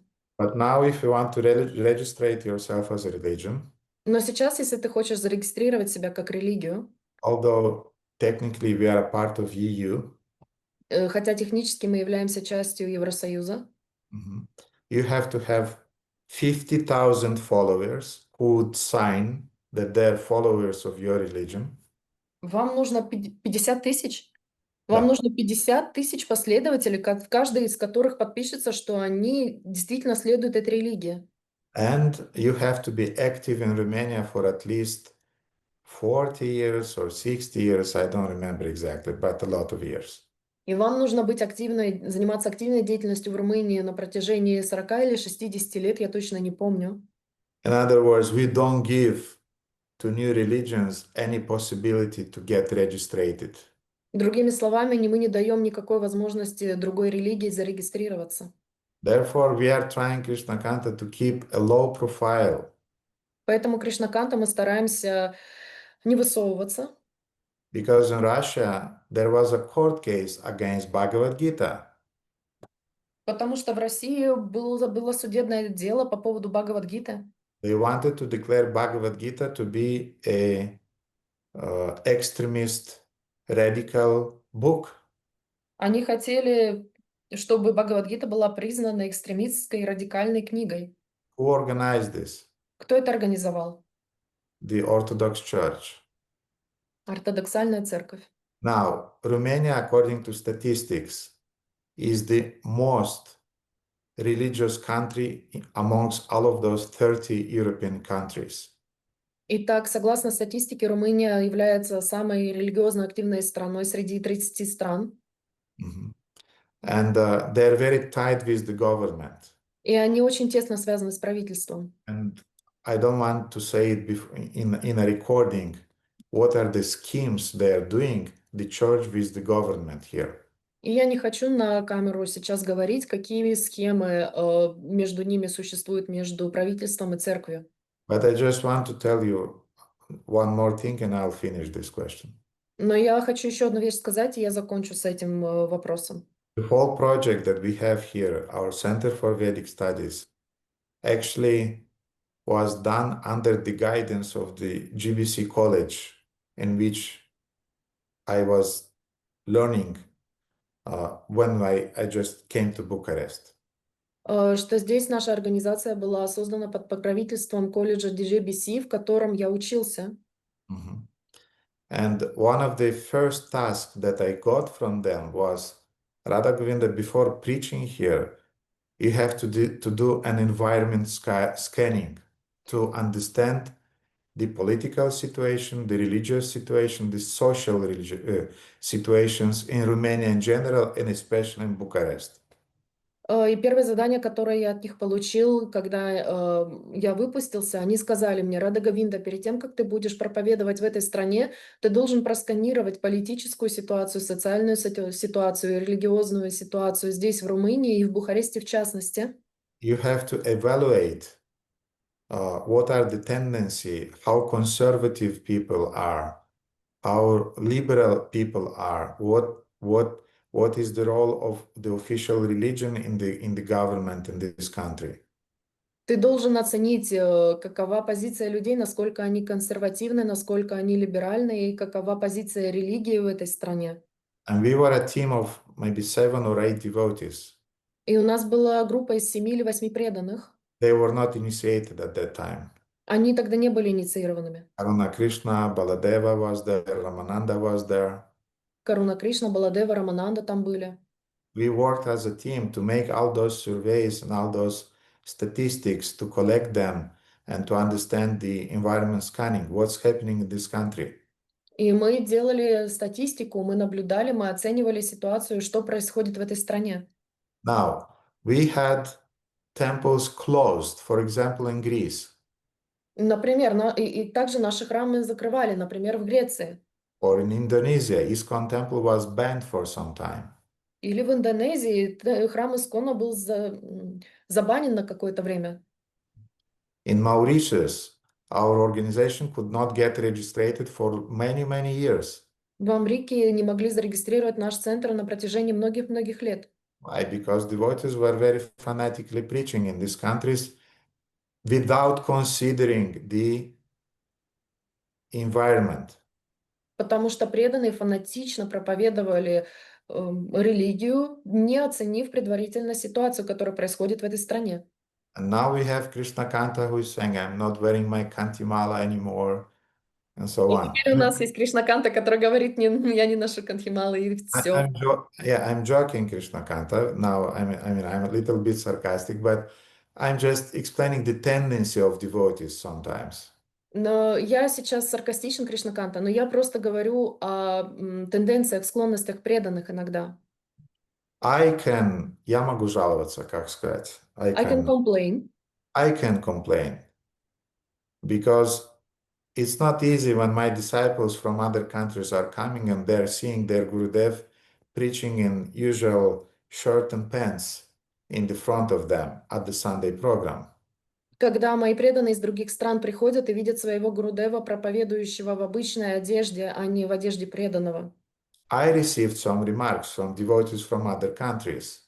Я получаю жалобы от некоторых преданных из других стран. This is not ISKCON. What are you doing here? You're wasting your time. Это не искон, что ты здесь делаешь, время зря впустую тратишь. You're not wearing dhoti and tilak. This is not a real Sunday program. Ты не носишь доти и тилок, это не настоящая воскресная программа. And I had problems. I had to go to Shivram Maharaj and discuss with him. И у меня были проблемы по этому поводу. Я пошел к Шрили Шиврама Свами Махараджу и обсудил с ним эту тему. He said, no, you should continue doing what you are doing because considering all the political, social situation in Bucharest, this is the right thing to do, and this is the giving fruits. И он сказал, что нет, ты должен продолжать делать то, что ты делаешь, потому что, учитывая ситуацию социальную, политическую в стране, это так поступать правильно. И то, что ты делаешь, приносит свои плоды и результаты. If there are other devotees who can preach in Bucharest by engaging Indian population and so on and can do better, please show us the example. И если кто-то в Бухаресте может вовлекать индийских преданных в наши программы и делать это лучше нас, пожалуйста, выскажитесь, покажите And нам. they will not be attacked by the Orthodox Church and would not be blamed as a terrorist supportive organization. Good luck. И чтобы не быть на карандаше и не получать нападки от ортодоксальной церкви и не быть признанными рассадником каких-то террористов и так далее. Удачи вам в этом. Therefore, our position now, if some Indian are coming to the program, we are giving the prasadam, and we are saying, I'm sorry, but that's the only thing we can do for now. И тогда наша позиция в отношении индийских преданных или индусов, в принципе, мы даем им просадам, мы говорим им спасибо, и все, на этом все. And I'll not go into another thing. И я не буду углубляться в другую тему. That usually actually there are two things. На самом деле две вещи. First of all, Indians who are saying, I'm a Krishna devotee, I'm a Krishna Bhakta, and I was born in Vrindavan. Люди, которые говорят, я преданный Кришне, я Бхакта, я был рожден во Вриндаване. They have nothing to do usually with the preaching mission of Srila Prabhupada. Они обычно никакой связи не имеют с тем, что является миссией Шрилы Прабхупады. They don't have any desire, to be engaged in a mission which will lead to joining white people to Krishna consciousness. У них нет никакой заинтересованности в том, чтобы проповедовать миссию Шрилы Прабхупады и вовлекать как можно больше белых людей в это движение. Now, dear Mataji, one question towards you all. И, дорогие Матаджи, вопрос к вам ко всем. Have you been in a situation when you posted one of your beautiful pictures on your Facebook or some Instagram? Были ли вы в ситуации, когда вы поставили красивую фотографию в Фейсбуке или в Инстаграме? And you received 20 or 30 comments from Indian guys. И вы получили 20-30 комментариев от индийских ребят. You're gorgeous. Ты великолепна. You're wonderful. Ты потрясающая. You're so beautiful like Radharani. Ты прекрасна, как Радарани. You know why you are receiving those comments? Вы знаете, почему вам такие комментарии пишут? Maybe you are beautiful and gorgeous. Maybe. Возможно, вы прекрасны и красивы, такое может быть. But the translation is the following. Но перевод следующий. I want to immigrate from India to Europe. Let's marry, and I need a passport. Я хочу переехать из Индии в Европу. Давай поженимся и давай паспорт. As soon as I'll receive the passport, I'll go further to Germany or to England. Don't worry. А как только я получу свой паспорт, я дальше отправлюсь в Англию или в Германию, не переживай. So unfortunately, we had Indians who had this mood at our programs here in Bucharest. И, к сожалению, у нас были индусы на программах, у которых было именно такое отношение. Therefore, Krishnakanta, please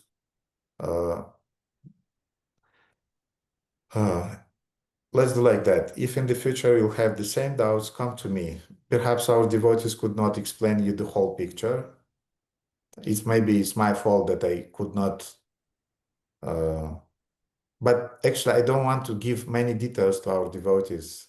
I don't want to put garbage in their heads. Maybe therefore they were a kind of like awkward in their explanations, and you were frustrated. But in the future, just come to me and I'll explain to you the situation. Поэтому, Кришнаканта, в будущем, если будут возникать такие сомнения, просто подходи ко мне. Возможно, вот я не вглублялся в эти детали с старшими преданными, и они чувствовали себя неловко в объяснениях, и поэтому ты не получила полной достоверной картины. Но если и я не хочу на самом деле углубляться, чтобы не загружать мусором головы и умы наших преданных, поэтому просто в следующий раз подходи ко мне с этими вопросами.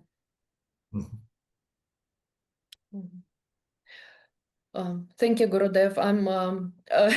It's not about me not wearing kanthimalas, but I felt like I have to explain because and I decided to do this, and today I actually forgot them at work, but it's not intentional. It's just protecting myself because I didn't know the whole situation.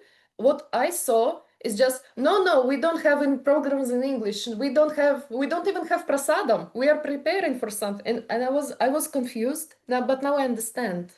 Yes, and you have to think now how you explain to those Indians that we from one side we have a program here, and from another side we don't have a program. And if you'll come up with some brilliant idea how to explain to them that, tell us, because I'm searching for this exact reply that will satisfy them. Да, Гурудев, я поняла, это было не то, что осознанное нежелание носить кантхималы или бунтарство. Я на самом деле не знала, как объяснить им, потому что в Румынии женщина, которая кришнаит, и я решила сознательно, что чтобы не отвечать на вопросы, я буду снимать на работе кантхималы, потому что я была смущена тем, что они приходят и им говорят, нет, у нас нету программы, и просада нет, и вообще мы здесь, у нас нет для англоязычных программ и так далее. Гурудев сказал, что теперь мне нужно позаботиться о том, чтобы подумать, как корректно и вежливо объяснить, что мы проводим программы, но в то же время мы не проводим программы. И если я приду с какой-то гениальной идеей о том, как можно это преподнести людям в будущем, эта идея приветствуется. Окей. Что-то еще, Кришнаканта? Поэтому вопроса нет, я могу остановиться. Не, уже четвертый вопрос мы ответим, все. Okay, so Those questions are more heavier and heavier. I don't know what to expect, the last one. мы погружаемся в более тяжелые вопросы, я не знаю уже, что ожидать. Actually, I also don't know what to expect because you saw my state before the program. I felt you felt my state because I was anxious and I was scared to ask some things. И я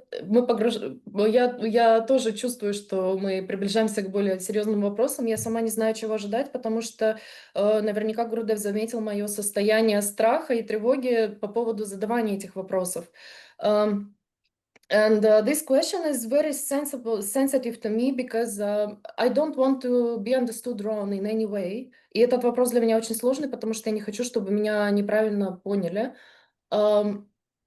I heard that Gurudev and Guru Mata, they are practically like Krishna and Radha. I don't know how to put it this way. It's like the same person, but it's not. It was my perception because once Shyamarani actually put this on Wednesday program, I think it was, and I also meditated on this matter. И вопрос касается Гурудева и Гурматы как отдельных личностей и как конгломерата, так сказать, Кришна и Радха. Для меня это такое восприятие. И плюс как-то раз Шьямарани сказала на одной из программ, возможно, в среду, я точно не знаю, по поводу того, что она поняла, что Гурудев и Гурмата являются одним и тем же. И через углубление отношений с Гурматой ты можешь углубить отношения с Гурудевом. I took it seriously. And I took it really seriously. And now, when I have I don't know how to tell, but when I have relationship with my Gurudev, with you, and I get chastised or I get some things, I don't know what happens, what magic Krishna does, but I'm happy. And I accept it, I meditate on it, and it changes my life, even one word. И когда в моих взаимоотношениях с Гурудевом, Гурудев меня ругает или что-то происходит, даже очень серьезное, сложное, я чувствую себя счастливой либо в этот момент, либо позже. Это меняет мою жизнь, это мне очень помогает, и я просто это нивелируется, любые негативные эмоции или что-то. But when I have situations, for example, with Gurumata, not on her behalf, of course, it's my perception, because she's Gurumata, it's her duty to educate, to do everything, because she's Mataji, I'm Mataji. И, конечно, у Гуруматы это ее обязанность давать нам образование, помогать нам. But sometimes when I have, or when I feel something, not even tension, but misunderstandings or something, this misunderstanding or one word said or something that happens, it stays with me for months. Но иногда что-то, когда я что-то получаю, или какой-то комментарий, или какое-то замечание, это со мной задерживается прямо на месяца. And I have such a fear, profound, and it's terrorizing me that I'm actually having problems with you because I have these things which are eating my mind with her sometimes. And I know that you are different, but because of this connection, I feel it. And I just wanted to clarify, just to make my mind peaceful, because I know that it doesn't matter. I would give my life for her, I would give my life for you, and everything is nice, but my mind, it's just destroying me sometimes. И поскольку некоторые вещи, которые происходят с Гурматой, остаются со мной на долгие-долгие месяца, и они меня просто пожирают, какие-то мысли, и это спекуляции умственные, которые, возможно, к реальности никакого отношения не имеют, но они со мной остаются, они не дают мне покоя, потому что теперь я думаю, что если у меня где-то возникло что-то, недопонимание с Гурматой, это недопонимание напрямую с Гурудевом, и у меня какие-то проблемы в взаимоотношениях с Гурудевом, и я хочу от этого избавиться. Хотя, по сути, я бы отдала жизнь с удовольствием и за Гурудева, и за Гурмату, и у меня нет с этим проблем, но мне не нравится, что мой ум меня заставляет спекулировать месяцами, и я бы хотела от этого избавиться. First of all, we with Gurmata are not Radha and Krishna. В первую очередь мы с Гурматой не Рада и Кришна. They are just humble servants of our spiritual masters who are trying to do those services that were entrusted to us. Мы просто скромные слуги наших гуру, которые стараются выполнять свое преданное служение наилучшим образом. And this is exactly the specifics of interacting with the spiritual master and with his wife on the personal level. И такова специфика взаимодействия со своим духовным учителем и его женой на духовном уровне, On the practical level. практическом уровне. Because one thing is to have some sentimental, idealized perception of the spiritual master who is always shining, always very kind, always smiling. Потому что это одно, иметь представление о Гурудеве как о том, кто постоянно сияет, улыбается, в хорошем настроении. And about his wife, who also should be always in bliss and should be very kind. И о его жене, которая также должна быть всегда очень доброй, всегда быть в блаженстве. Mhm. And meanwhile, so these are the expectations. Таковы наши ожидания. And meanwhile, we have the reality. А потом у нас есть реальность. We started this preaching center 8 years back. Мы начали этот духовный центр, проповеднический центр 8 лет назад. We have now around 30 devotees in Bucharest Сейчас у нас около 30 преданных в Бухаресте, who are not so educated yet, которые еще не настолько образованы, are not trained, не натренированы, and who did not yet absorb the mood of a humble servant.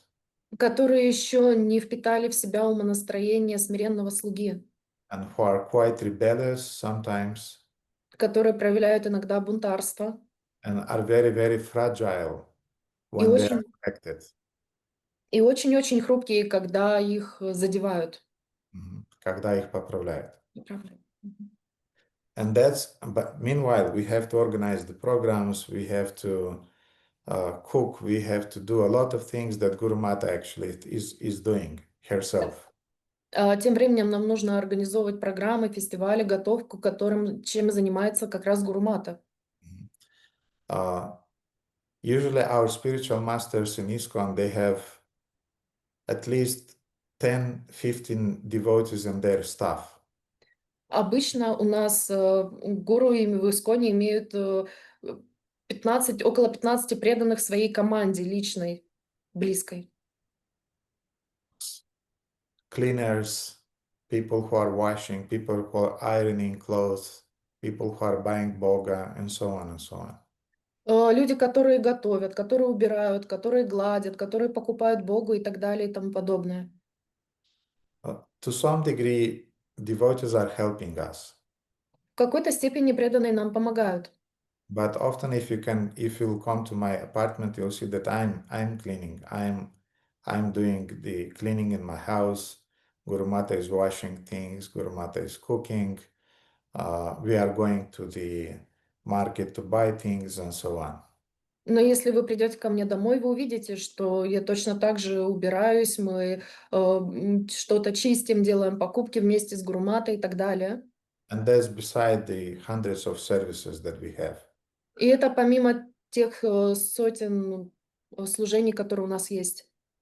And therefore, let's say, being in the middle of the war actions, И поэтому давайте скажем так, что находиться в центре войны, sometimes Guru Mata, she just doesn't have energy to be sentimental. иногда у Гуруматы нет энергии для того, чтобы быть сентиментальной. Because often our devotees, they behave in such a way Потому что иногда наши преданные ведут себя таким образом, that in order to do even a little service, что для того, чтобы сделать даже маленькое служение, you have to tell them the whole 12 cantos of Srimad Bhagavatam. нужно рассказать им все 12 глав песней Шримад Бхагаватам. You have to glorify them. Ты должен их прославить. You have to offer all of those prayers that the personified Vedas are offering to Krishna and Krishna book. Должен рассказать, представить все эти манифестированные личности Веды, которые есть в ведической культуре и в книге о Кришне. Just for this devotee to make a little thing. Все для того, чтобы этот преданный сделал какую-то маленькую вещь. She sometimes is just giving up on that. И иногда она просто сдается. And she's just saying straightforwardly things as they are. И она просто прямо говорит вещи, как они есть на самом деле. And dear disciples, you are dasa and Devi dasi. That's what means to be a disciple.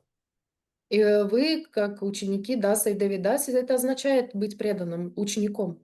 That what means to accept and just not to не обижаться, как сказать. Offend. To not get offended. Not to get offended and just to accept and to go on in your seva. И это означает, что вы должны принимать, не обижаться и продолжать служение, севу. Sometimes I'm doing that. Иногда я это делаю. And I'm blamed for that. И меня обвиняют в этом. Mhm. And I want to say it's very, very difficult to have to deal with people with whom you have to choose always the exact words, to choose the exact mood to say, just to say a little thing.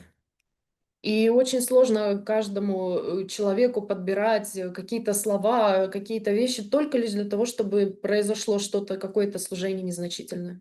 Because each disciple, each devotee, he has a protective mechanism, all of those rockets and weapons around his head or his body. I'm allegorically saying now, but the false ego is extending all of those needles around. Потому что у преданных есть своеобразные защитные орудия, если можно так сказать, которые покрывают его голову, тело и так далее, которые как шипы, как какие-то пистолеты, автоматы направлены в разные стороны, и которые представляют собой эго, которое пытается нас защитить. And as soon as you touch one of those needles, the atomic explosion is happening. И как только задевается одна из этих игл, происходит атомный взрыв. Therefore, the science of being a guru nowadays Поэтому наука быть гуру в настоящее время is to avoid all of those traps. это избегание всех этих ловушек. Sometimes they're unseen, like in those Hollywood movies when there are some kind of like laser rays unseen by the eyes. И иногда они, знаете, как в голливудских фильмах, являются невидимыми лучами, которые пронизывают все пространство. And since they're unseen, sometimes you pass through them and it's exploding. Иногда, потому что они невидимые, вы их задеваете, и все взрывается. So what they're doing in the movies, И что они делают в фильмах? usually they're taking some white flowers and they're doing, and then you can see those little rays of beams, of light, and you understand, okay, there is a protective mechanism now. Тогда они просто берут и дуют на муку или на какой-то белый порошок, который показывает, где находятся эти лучи, и тогда ты думаешь, ага, вот здесь этот луч, его надо избегать. So often that's exactly the case in dealing with disciples and trying to, to decode that protective mechanism that he or she has around himself or herself.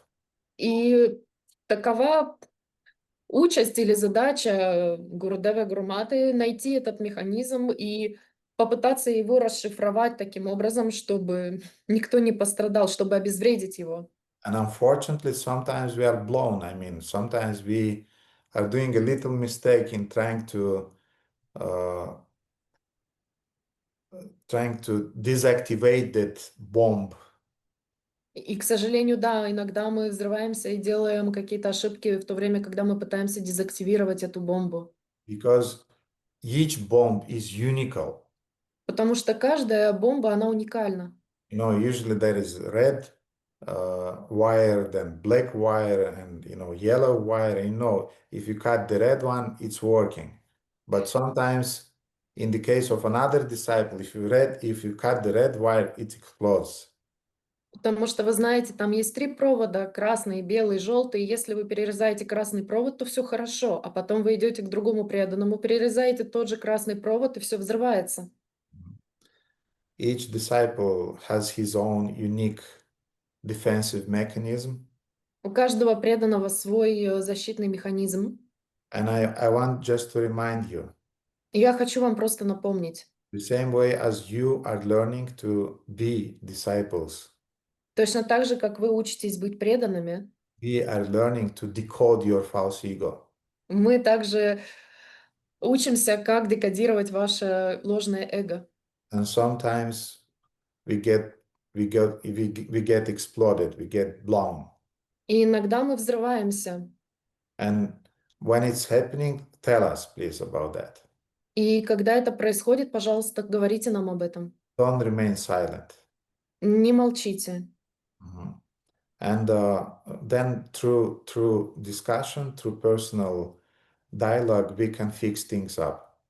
И тогда через диалог, через обсуждение мы можем эти вещи как-то решить. Don't speak about those things behind the back. Don't speak with other devotees about them. Just come and say, Gurudev, it was painful. And I'll beg my excuses if I feel that, yes, I wasn't right at that moment. И тогда вы подходите напрямую, говорите, Гурудев, это меня это задело, если надо, я извинюсь, но в тот момент мне было больно это слышать. Нет.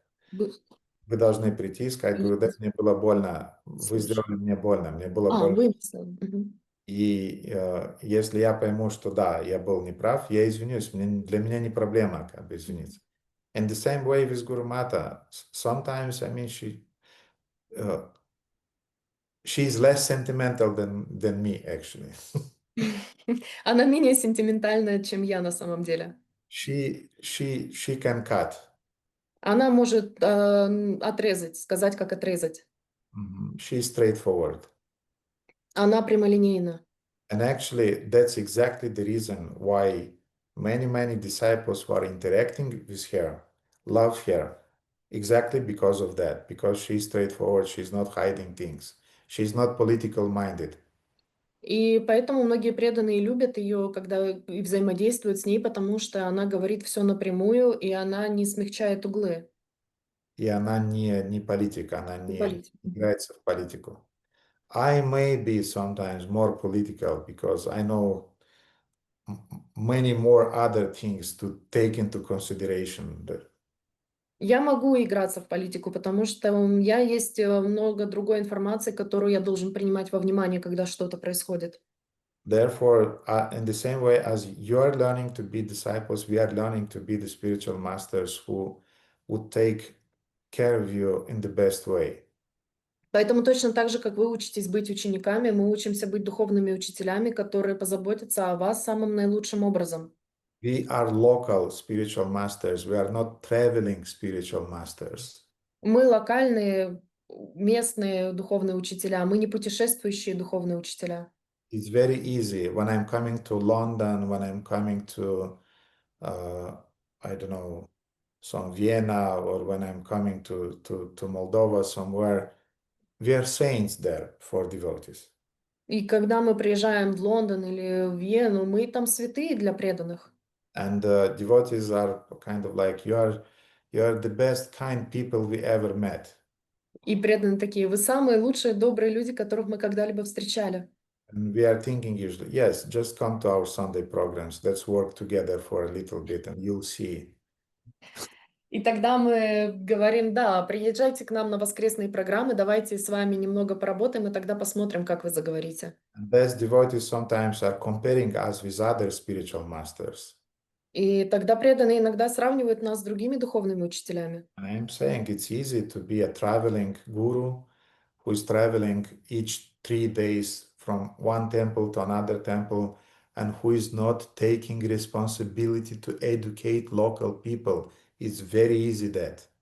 И очень легко быть странствующим проповедником, духовным учителем, который каждые 3 дня меняет место, и тогда он не берет ответственности для того, чтобы дать образование местным преданным. But if you want to educate a devotee nowadays, Но в настоящее время, если вы хотите дать образование преданному, you have to live with him. вам нужно жить с ним. And first thing you'll have to do, И первое, что вам нужно будет сделать, you'll have to tolerate all those 3-4 critical years вы должны будете выдержать эти 3 критичных года, when he just 3 or 4 years back, he was smoking marijuana like crazy. когда всего 3-4 года назад он курил марихуану как безумец, Now his brain is regenerating back а сейчас его мозг обратно восстанавливается, and he is completely perplexed and he is going through very difficult period. и он ошеломлен, он проходит через определенные трудные жизненные ситуации, He is depressed. он подавлен, He is not certain about himself. He doesn't know who is and what is his identity. Он сам в себе не уверен, он не понимает, кто он, что он, не идентифицирует себя. And he is biting you because you are the doctor in front of him and he's passing through some pain. And of course, he's blaming you for that pain. И он кусает тебя, потому что ты являешься доктором, который стоит перед ним и пытается его вылечить, и он чувствует боль, и он винит тебя в этой боли. Mhm. So you'll have to tolerate those 3 years or 4 years of detoxification of the brain substance first. Поэтому тебе нужно будет выдержать эти 3 критических года, когда восстанавливается мозговая жидкость в первую очередь. Then you'll have to train him to reciprocate because this is the first thing that a parent is teaching his kid to reciprocate. И потом ты должен будешь научить его отвечать, взаимодействовать. Это то, чему учат детей родители, взаимодействию. Dear devotees, please send your reports. Дорогие преданные, пожалуйста, присылайте свои отчеты. Please make your sadhana chart. Пожалуйста, заполняйте свои отчеты по садхане. Please talk with me when you have some difficulties. Пожалуйста, говорите со мной, когда у вас возникают какие-то трудности. Then you have to teach him respect. Потом тебе нужно будет научить его уважению. Hey, tell Haribol at least to your guru when you see him at the program. И скажи хотя бы Харибол своему духовному учителю, когда ты видишь его на программе. I mean, a lot of things you have to teach devotees when you educate them.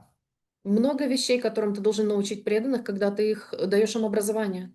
And when you are starting teaching them to reciprocate, to be respectful, И когда вы учите их, чтобы они с вами взаимодействовали, были уважительными. then of course they got offended sometimes. И, конечно, они иногда обижаются. And you'll have to tolerate that. И вам нужно будет с этим это терпеть. And you have to continue loving him or her and taking care about him or her. И ты должен будешь продолжать любить и заботиться о нем. And that's what means personal relationships. И это то, что означает личные взаимоотношения. We got offended by our mothers and our fathers millions of times, Нас матери и отцы обижали миллионы раз. but we remained their sons and daughters. Но мы остаемся их сыновьями и дочерями. The same thing will happen with your guru. То же самое станет с вашим гуру. I'm speaking about local gurus, not traveling gurus. И я говорю сейчас о местных гуру, а не о путешествующих. Traveling gurus will remain saints always for you. Путешествующие гуру всегда будут для вас святыми. But local gurus who are living with you and educating you, it's a more difficult thing. Но местные гуру, которые дают вам образование, которые с вами взаимодействуют, это нечто другое.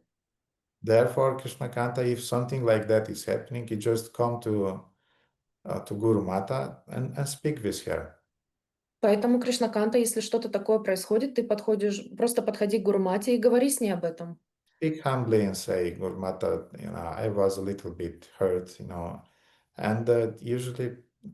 and usually in 2 minutes this thing is solved. I mean, it's not. Usually it takes 2 minutes, 3 minutes, to solve all of those things. И обычно все решается за 2-3 минуты разговора. Обычно это просто. То есть это даже... Because the motivation behind all of those things was love and care about you. It wasn't envy or hate. It was love.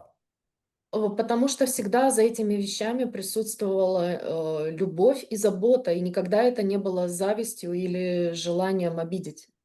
And because you don't have envy and you don't have hate, it's easy to deal with disciples when they got hurt because, hey, I love you and maybe I did something awkward. I'm sorry for that, but it wasn't my intention.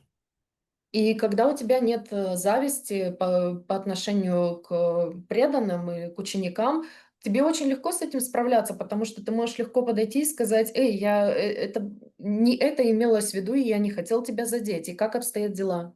But if a disciple prefers to remain in the victim mentality, Но если ученик предпочитает оставаться в менталитете жертвы, I'll remember all of my life the thing that hurt me or hurted me when she or he said this and that, Я буду помнить всю свою жизнь, как мне сказали об этом, когда она мне сказала или он мне сказал вот об этом. then it means that you are not sincere because you don't want to change. И это означает, что вы не честны с собой, потому что вы не хотите меняться.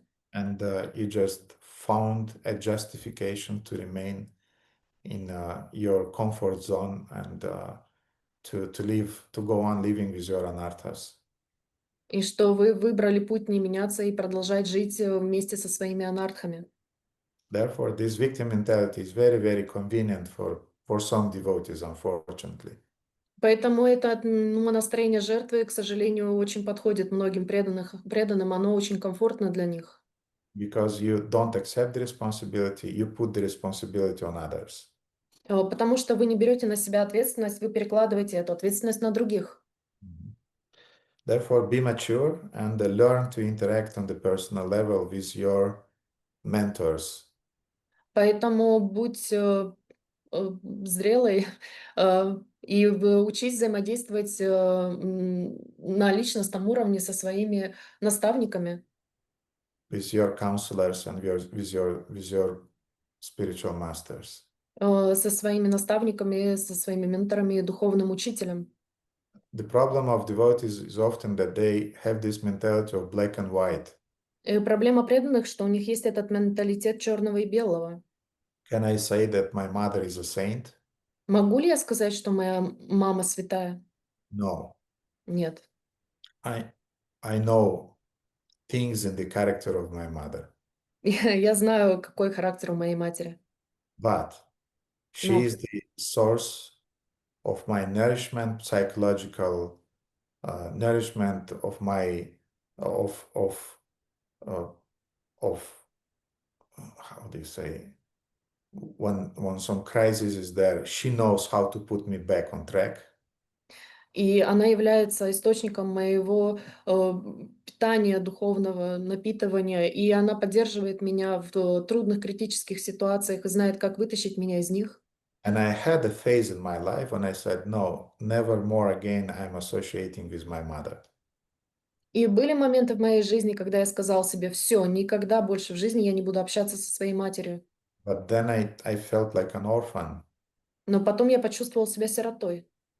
And I understood I have to work with her, I have to love with her, accepting her strength and some weaknesses.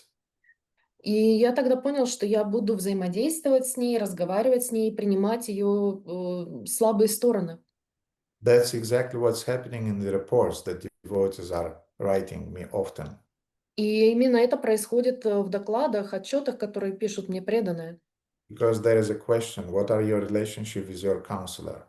Потому что там есть вопрос, какие у тебя взаимоотношения с наставником. I don't have any relationship with my counselor У меня нет никаких взаимоотношений с моим наставником, because 3 years back he hurted me. потому что 3 года назад он меня обидел. It means for 3 years you're just stuck in your foolishness. Это означает всего лишь, что вы на 3 года застряли в своей глупости. What about doing something about that relationship? Как насчет того, чтобы сделать что-то для этих взаимоотношений? Relationship requires investment of time, energy, humility, Потому что взаимоотношения требуют вложения времени, смирения, forgiveness and tolerance. прощения и терпения. And relationship requires communication. И отношения нуждаются в общении. Usually I'm asking, have you spoken with him or her about that? И обычно я спрашиваю, ты говорил с ним или с ней об этом? No, he's supposed to understand. Нет, он должен понять. Okay, who would survive such a relationship with his wife or his husband? Кто бы выдержал такие взаимоотношения со своим мужем или женой, если бы они такими были? Relationship means pain also, not only happiness and good times together. Взаимоотношения означают также боль, а не просто хорошее, прекрасное время вместе, времяпрепровождение. And if you are able to forgive, if you are able to communicate, this pain is reduced more and more and more. И если вы способны самовыражаться, разговаривать, говорить об этом, то эта боль будет уменьшаться и уменьшаться. When Prabhupada is saying Nirvishesha Shunyavad, it's about us. Когда Шрила Прабхупада говорит «Нирвишеша шуньявади», это про нас. We are impersonalists Мы персоналист, because we are afraid of relationships. потому что мы боимся взаимоотношений. Because relationships, yes, they are giving you the most nourishment and the most pain. Потому что взаимоотношения, они дают тебе самое сильное питание, но и самую сильную боль. And you have to learn how to avoid that pain by tolerance, by forgiving, and how to construct your relationship around nourishment. И вы должны научиться терпению, как толерантно относиться ко всем этим вещам, и как научиться прощению для того, чтобы дальше выстраивать взаимоотношения. But if you have to be, if you want to be, if you want to attain some performance in sport, for example, Но если вы хотите достигнуть какого-то, быть представительными в спорте в какой-то области, you have to deal with your coach. вы должны с тренером со своим общаться.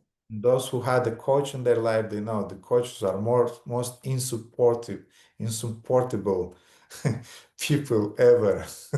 И те из вас, у кого были тренера в детстве или в юности, они знают, что это самые невыносимые люди на свете.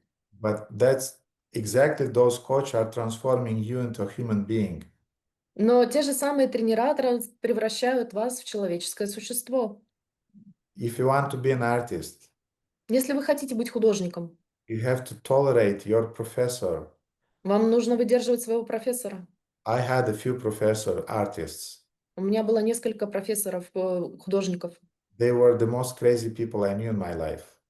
Это были самые сумасшедшие люди, которых я знал в моей жизни. But they were really professionals. Но они были настоящими профессионалами. And somehow I learned to have a good relationship with them. И каким-то образом я научился выстраивать с ними хорошие взаимоотношения. And that's why I had good results. И поэтому у меня есть хорошие результаты. Therefore, dear devotees, don't be, please, black and white. Поэтому, дорогие преданные, пожалуйста, не будьте черно-белыми. Unless you give me a mentor from Vaikuntha, I'm not dealing with him. Если вы мне не даете наставника с Вайкунтхи, я с ним это обсуждать не буду. Okay, good luck. Хорошо, удачи тебе. Anything else on that, Krishnakanta? Что-нибудь еще по этому поводу, Кришнаканта? Yes, Gurudev, I wanted to thank you. And I know what kind of person I am. And actually, when I was telling Guru Mata that I am extremely introverted, she laughed because she didn't realize that I mean it. And if I have problem with devotees, with anyone, I prefer to read 60 rounds. And I was like, it's my problem. This person is elevated. This person is having 13 years of Krishna consciousness. This person is my Guru Mata. Wait, And wait. Mhm. Look, Krishnakanta, if you want to talk with her, don't talk during the Sunday programs. Mhm. That's a problem, but we have this principle of pariprashna translated.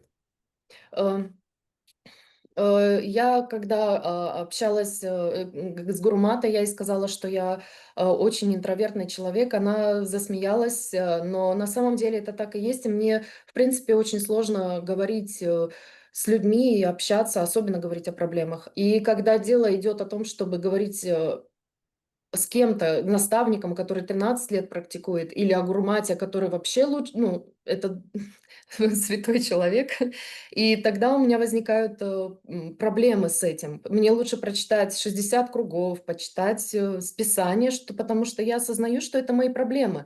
И эти люди, они возвышенные, проблемы во мне.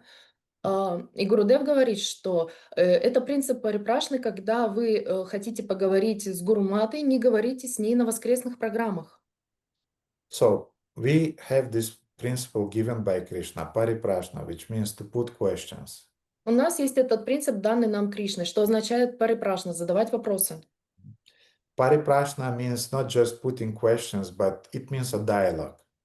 Парипрашна не просто означает задавать вопросы, но делать так, чтобы состоялся диалог. But there is a detail which Krishna doesn't describe in Bhagavad Gita, but it can be explained by your spiritual master. И есть деталь, которая не описывается в Бхагавад-гите, но она может быть объяснена вашим духовным учителем.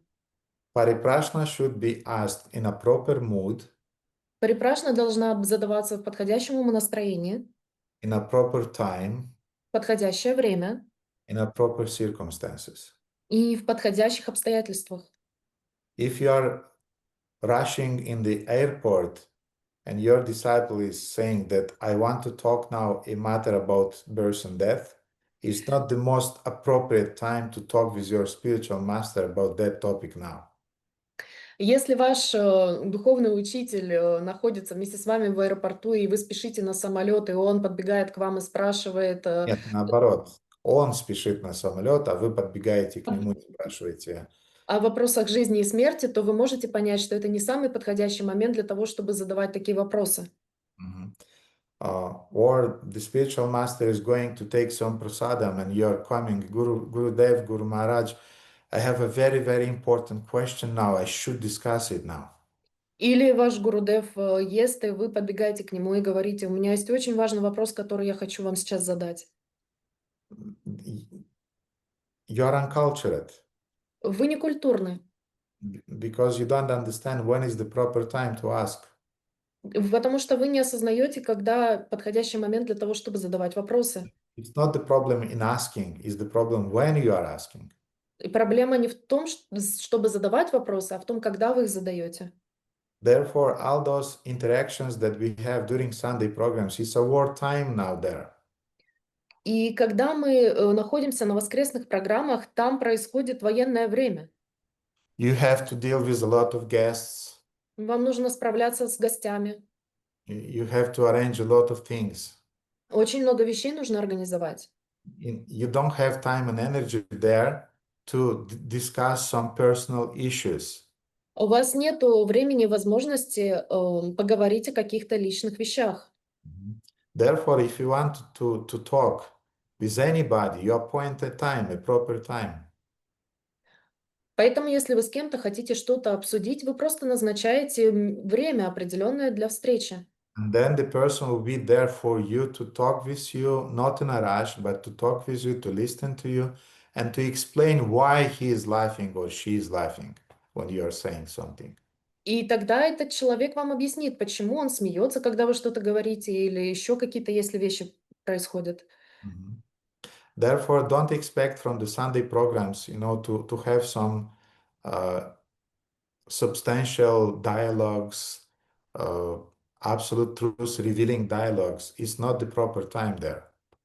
Поэтому не ожидайте от воскресных программ, что там будут какие-то очень глубокие обсуждения или диалоги, которые раскроют вам абсолютную истину. Там неподходящее время и место для этого. Everything there is in a rush, and the whole idea of those programs is to give your time especially to the guests. И вся идея воскресных программ в том, чтобы мы полностью посвящали себя гостям. Therefore, usually I'm telling devotees that, dear devotees, you want to talk with me, you just write me that Gurudev need to talk, and then I appoint some time and we are talking. И поэтому, если вы хотите со мной поговорить, вы просто говорите, Гурудев, я хочу с вами поговорить, мы назначаем с вами время и разговариваем. At least I have already this experience to not to talk with my disciples about serious things during the programs. По крайней мере, у меня есть уже эта привычка не разговаривать со своими учениками во время воскресных программ о серьезных вещах. At the programs, I try just to smile and to be very superficial in my answers, because exactly to avoid those misunderstandings. Поэтому на воскресных программах я стараюсь быть очень улыбчивым и отвечать поверхностно на вопросы именно по этой причине, для того, чтобы не быть неправильно понятым. With the exception when I'm sitting with somebody and talking during prasadam at the separate table. За исключениями, когда я приглашаю кого-то есть отдельно со мной просадом и разговаривать за столом.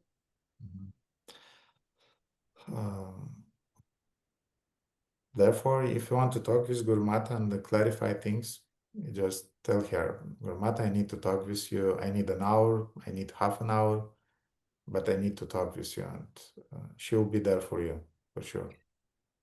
Поэтому, если вам нужно что-то обсудить, поговорить с Гурматой, просто скажите: Гурмата, мне нужно с вами пообщаться, мне нужно будет для этого час, полчаса, и она уделит вам время. Therefore, do the right thing in a right way. Поэтому делайте правильные вещи в правильное время. There are some casual discussions, like Prabhupada call it pleasantries. Есть повседневное общение, Прабхупада называл их маленькими удовольствиями. Pleasantries, нет, это как-то переводится как, ну, типа приятные какие-то легкие разговоры. Small talk. Да, маленькие разговоры. And there are serious talks. А есть серьезные разговоры. If you want a serious talk with the spiritual master, it should be a separate time.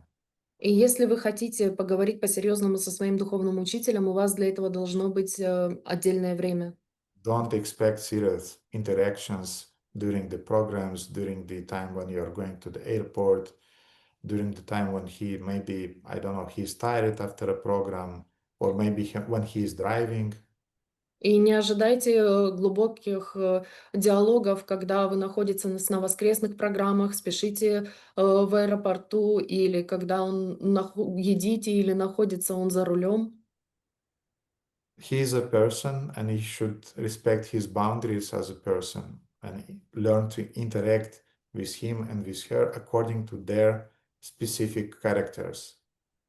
Он является личностью, человеком, и вы должны взаимодействовать с личностью человеком в соответствии с его или ее характером, чертами характера.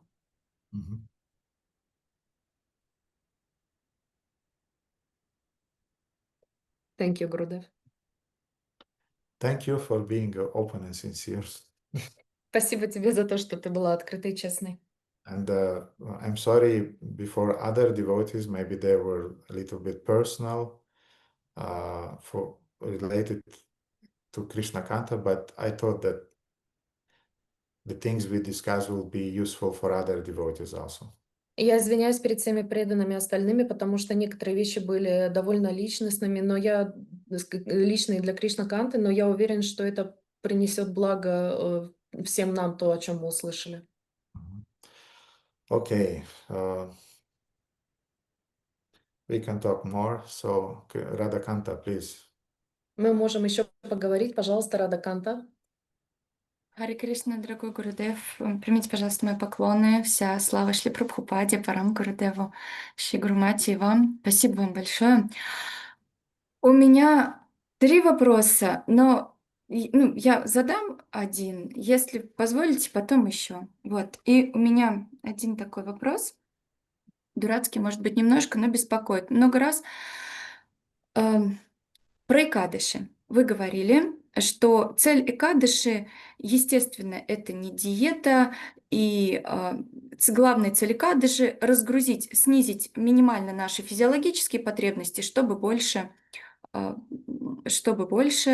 сосредоточиться. И у меня обескураженность, потому что я в экадыши готовлю гораздо больше, чтобы, даже если я сама не ем, потому что, в экадыши, чтобы накормить досыта, нужно, наоборот, еще больше потратить. И какой-то просто тупик в голове. Я провожу это экадыши каждый раз с глубоким чувством неудовлетворения, потому что я провожу времени на кухне еще больше. И что для меня тогда вообще экадыши? То есть какая должна быть медитация в экадыши, если в итоге ты не освобождаешь себе время, а его еще больше уходит на ту же самую готовку? Вот. Харе Кришна. So the question is about Ekadashi. Silly question probably, but you told once that the goal of the Ekadashi is not to satisfy your, is not diet, and it's diminishing your physiological needs to increase the concentration and taste for holy name studying, etc. But for me, I find it a bit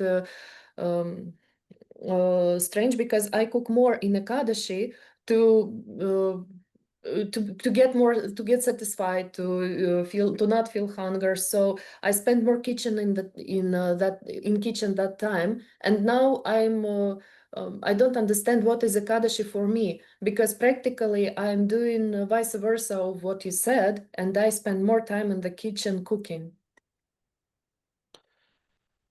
I just accepted that in Ekadashi I'll eat more simple things, and yes, they'll be not so nourishing as the food, grains in other days, but that's the Ekadashi, that's my austerity, and I just accepted it. Я просто принял тот факт, что я в Экадаши буду питаться более простой пищей, которая не будет включать в себя зерновобовые и не будет такой насыщенной, но это аскеза, которую я на себя взял. So therefore, Radhakant, I don't see other solution than just to accept that in Ekadashi I'll eat something more simple. И It я is so nourishing, but it will be a day when it's not the end of the world twice a month to eat something more simple. я просто принял то, что я буду есть более простые вещи. Я не вижу в этом ничего плохого, в том, чтобы питаться более просто в эти дни. И это не конец света, всего лишь 2 раза в месяц питаться таким образом. If there is no alternative to feed something without grains to your kids, И если нет возможности приготовить что-то без зернобобовых для своих детей, kids don't get reactions for not following Ekadashis.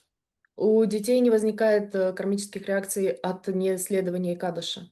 Therefore, you can feed them usual food just to make them happy and to give them the feeling that they ate nicely. Поэтому ты можешь просто кормить их обычной пищей, и будет создаваться у них впечатление, что они хорошо поели, вкусно. Нет, для того, чтобы они чувствовали, что они спокойно поели, что они нормально как бы поели. I don't see other solutions. Either you train your kids to eat more simple food during the Ekadashi and they are okay. If they are not okay, just feed them usual grains and let them be happy. И поэтому я не вижу другого решения, кроме как либо ты помогаешь, приучаешь своих детей к тому, что они питаются более простой пищей, или же ты даешь им зернобобовые, и они питаются как обычно, и они счастливы. Mhm. I don't know other magic solution to that. У меня нету другого магического решения для этого вопроса. Спасибо, Гурудев. Да, вопрос был именно в связи с детьми, потому что я могу вообще не есть, а тут вот прям, ну, экадыши, ненавижу экадыши, почему мы должны... Вот это вот. Я не знала, что можно их... Till 14 years, don't bother them. Let them grow. До 14 лет не нужно их этим озадачивать, пусть они растут. Мгм. Хорошо, спасибо большое. Можно еще один вопрос? Еще один вопрос. Я сейчас дочитываю 10-ю песнь Бхагаватам, и там в комментарии про Дурьёдану и Господа Балараму Шрила Прабхупада говорит, что Господь Баларама был привязан к Дурьёдане. И у меня вопрос, я задавала его на лекции, почему? Ведь Дурьёдана — это олицетворение, ну, демонической личности. И лектор сказал, ну, он честно сказал, что у него нет ответа на этот вопрос, но он сказал, что, ну, типа, Дурьёдана был не такой уж и плохой человек. И меня это вообще обескуражило, потому что он же олицетворение всех негативных качеств. И вот у меня вопрос, собственно, почему Господь Баларама благоволит, потому что в одной из лекций я слышала, что он даже прям был привязан к Дурьёдане. И я попыталась сделать домашнее задание, как вы говорите, подумать сама. И единственное, что мне пришло в голову, что Господь Баларама, как первый изначальный духовный учитель, он, может быть, демонстрирует, что в каждой дживе, которая хоть чему-то готова учиться у него, он, ну, расположен, ну, то есть что он милостив. Вот единственное, что мне пришло в голову, но мне это не удовлетворяет. Вот, пожалуйста, помогите. Харе Кришна.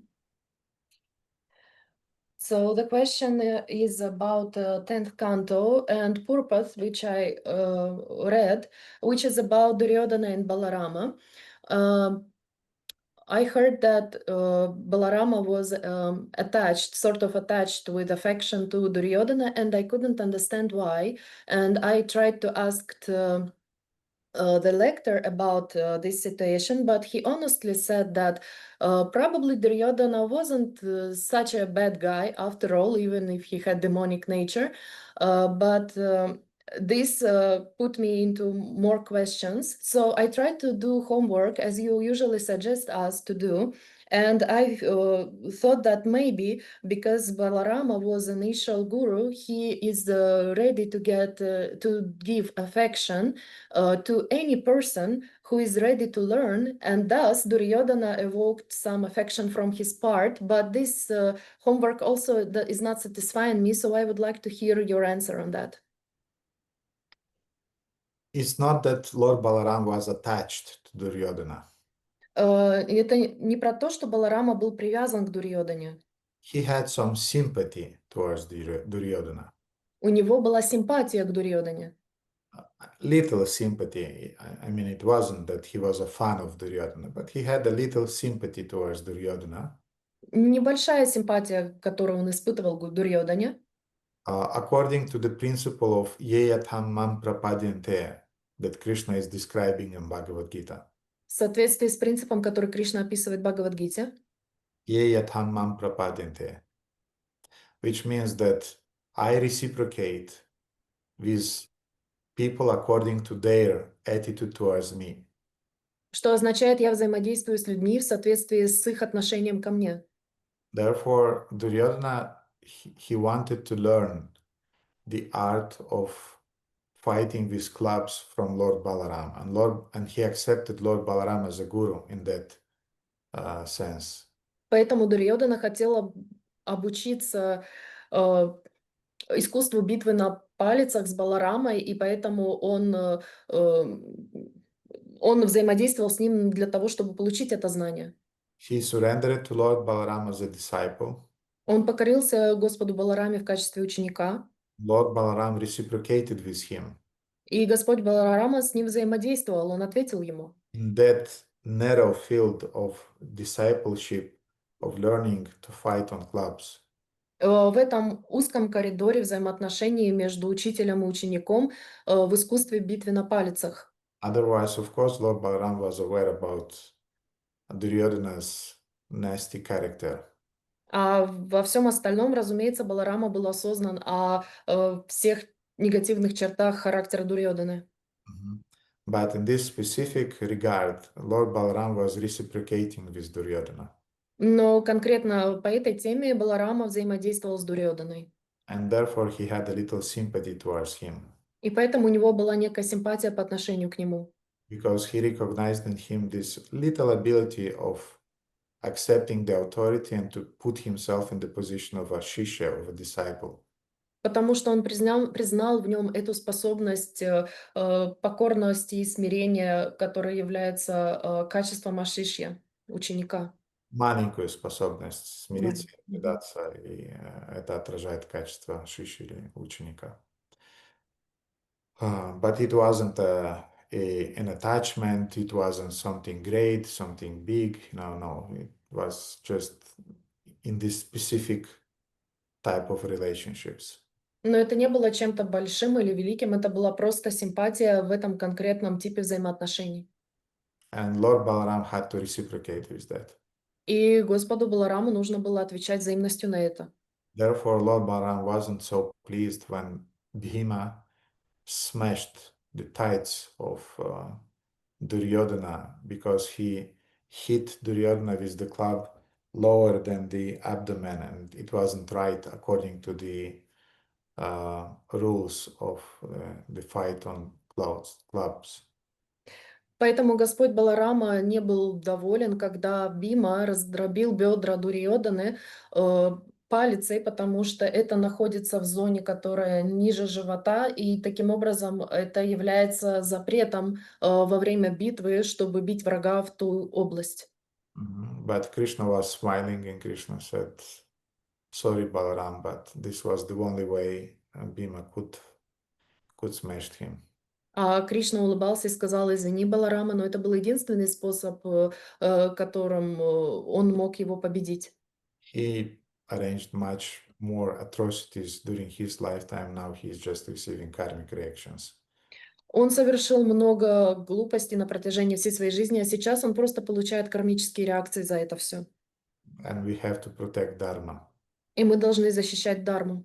And sometimes, in order to protect Dharma, you have to give up some dharmic rules, secondary dharmic rules. И иногда для того, чтобы защитить Дharму, ты должен пожертвовать вторичными дharмическими принципами. So that's the only answer I know to that question, Radhakanta. Итак, это единственный ответ, который я знаю на этот вопрос, Радаканта. Харе Кришна, спасибо большое, Гурудев. Ну, хочу сказать, просто у вас потрясающая способность. Ну, вот большой такой вопрос, трудный, в общем, просто вот как мыльный пузырь лопается. Спасибо вам большое. И мой последний вопрос, он немножко перекликается с одним из вопросов Кришнаканты Деви. В общем, почему, что это за явление такое, что с течением времени, вот инициация, ты дольше с преданными, а ощущение, что ты, наоборот, еще больше деградируешь, и вы уже все поняли, мне можно дальше не продолжать, да. Как Гурмата говорит, вы говорите 5 минут, а вам со второго слова уже все поняли вас. Ну, в общем, да, почему? Что это за жуткое такое состояние, что ты просто в бездну как будто бы наоборот падаешь, что шансов нет вообще? Спасибо. First of all, I wanted to thank you, Gurudev, because such a big matter, huge question, which was bothering me, and then your answer made it like a soap bubble to disappear. And the last question is somewhat parallel with the question of Krishnakanta Devidasi, why in time, the more you practice, the more you are in devotional service and with devotees, the more you get this terrifying feeling that you are actually degrading and you fall more and more in this abyss. Why it's like that? It's a paradox. Это парадокс. It's a paradox because the more we advance, the more we are considering ourselves fallen. Потому что чем больше мы продвигаемся, растем духовно, тем больше мы считаем себя падшими. When you are very, very far away from a mountain, you consider yourself to be very big. Когда вы находитесь далеко от горы, вы считаете себя очень большим, And the mountain very small. а гора кажется очень маленькой. But the more you approach the mountain, the more you feel that the mountain is big and you are small. Но чем больше вы приближаетесь к горе, тем больше вы видите, что гора больше, а вы меньше. So in the beginning of our Krishna consciousness, we felt almost a pure devotee. Итак, в начале сознания Кришны мы все чувствовали, что я практически чистый преданный. And Krishna soon will dance in the rasa dance together. И скоро мы будем с Кришной танцевать в танце раса вместе. But the more we advance on the path of devotional service towards Krishna, Но чем больше мы продвигаемся на своем духовном пути к Кришне, приближаемся, now be attentive. будьте внимательны. Krishna is growing bigger Кришна растет и становится больше. and devotees are growing bigger И преданные становятся, растут больше. and you become smaller. И вы становитесь маленьким. So it's something like that. It's something like that. Yeah. You see? Что-то вроде этого, видите, да? Okay. So you are big, Вы большой, Krishna is small, and Кришна devotees are маленький. small. И преданные тоже маленькие. Gurudev, yes, also big but small, you know. But Гурудев тоже большой, но маленький, да, он тоже маленький. then you start advancing А теперь вы начинаете расти, and you become smaller, и вы становитесь меньше, Krishna become bigger, Кришна становится больше, devotees become bigger, преданные становятся больше, spiritual master become bigger. духовный учитель становится больше. And then finally you transform yourself into a dust grain on the feet of Krishna and the spiritual master. Sthita duri sadrisham vichintaya. Who knows this prayer?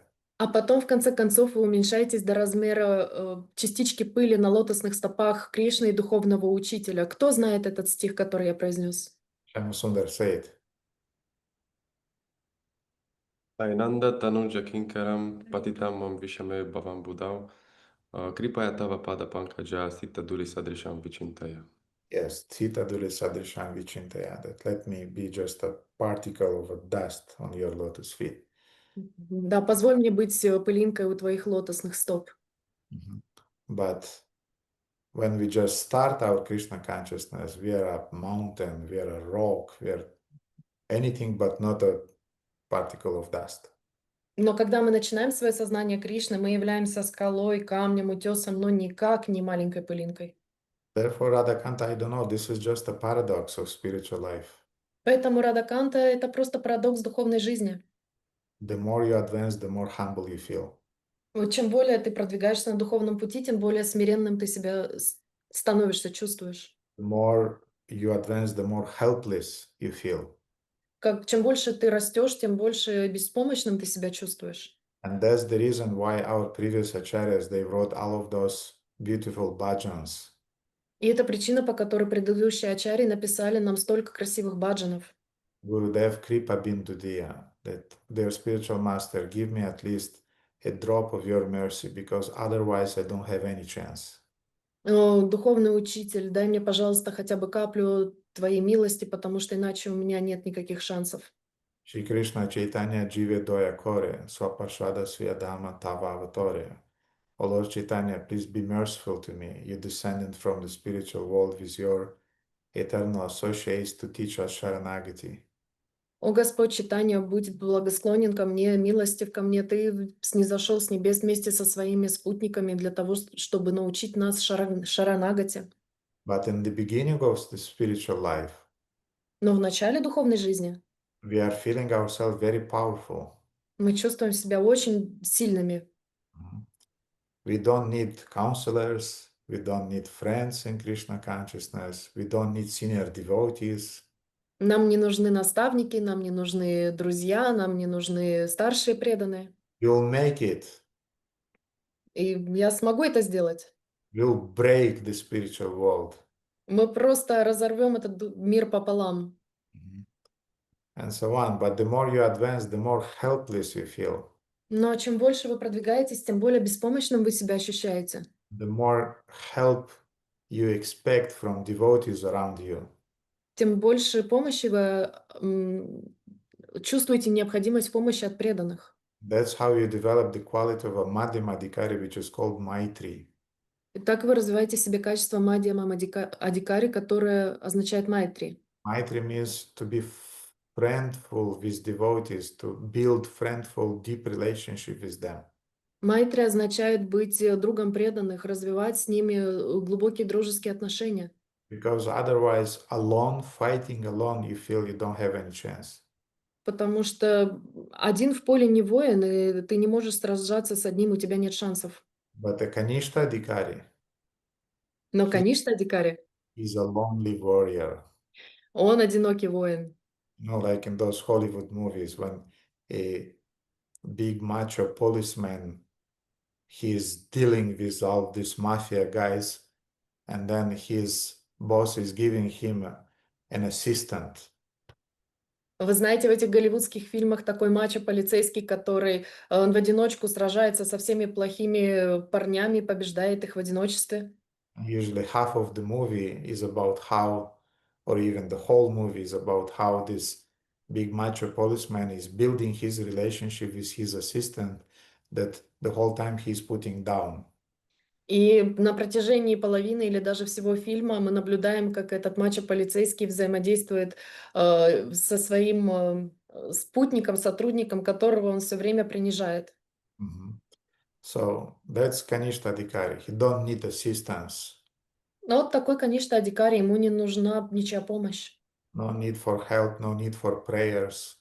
Ни подмоги, ни молитв, ничего не нужно.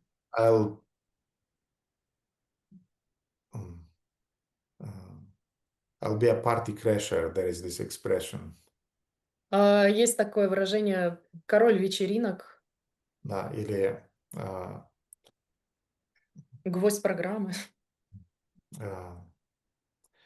They say, what they say, you know, these thieves who are trying to open a safe, what do you call it? Знаете, эти воры, которые взламывают сейфы, как вы их называют? С- с- Да, взломщик, но я не знаю На по-английски. английском. So it's a safe breaker or something like that. Бурглар. Bulgar, yes. So I'll just break, the door of the spiritual wall because I'm so qualified. Я просто взломаю дверь духовного мира, потому что я такой квалифицированный. I'm vegetarian for 4 years already, Я вегетарианец уже на протяжении 4 лет. and for 4 years I'm chanting 16 rounds. Я уже 4 года воспеваю 16 кругов. I just finished reading Bhagavad Gita, Я только что закончил читать Бхагавад-гиту. and by the way, I brought a guest to the Sunday program, so I'm a great preacher. А еще я гостя привел на воскресную программу, так что я отличный проповедник. So no need for counselors, no need for helpers. I'm Поэтому нет необходимости в помощниках, нет необходимости в наставниках и старших преданных. But the more you advance, the more small you become, and you understand your real position. Но чем больше вы продвигаетесь и растете на духовном пути, тем больше вы осознаете свое реальное положение. And the more you appreciate the role of devotees in your life. И тем больше вы признаете, вы радуетесь роли преданных в вашей жизни. You appreciate the role of your parents when you become a parent. Вы благодарны своим родителям, когда вы входите в роль родителя.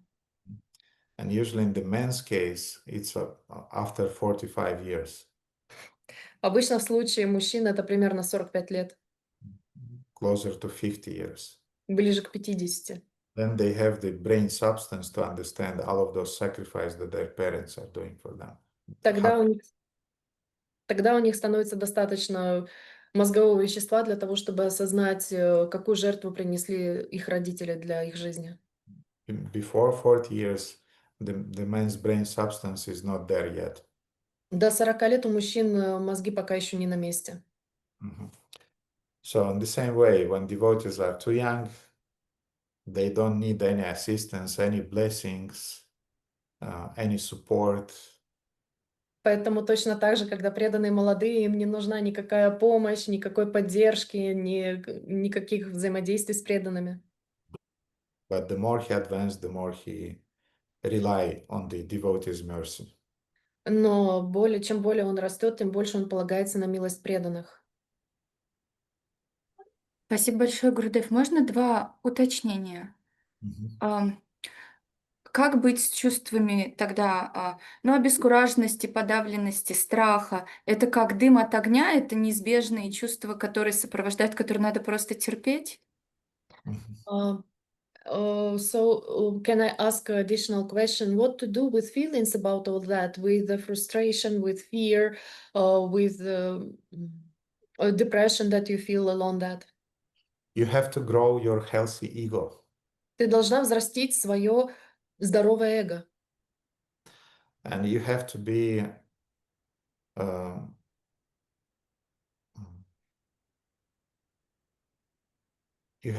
real when you're evaluating yourself. И ты должна быть искренней, когда ты себя оцениваешь.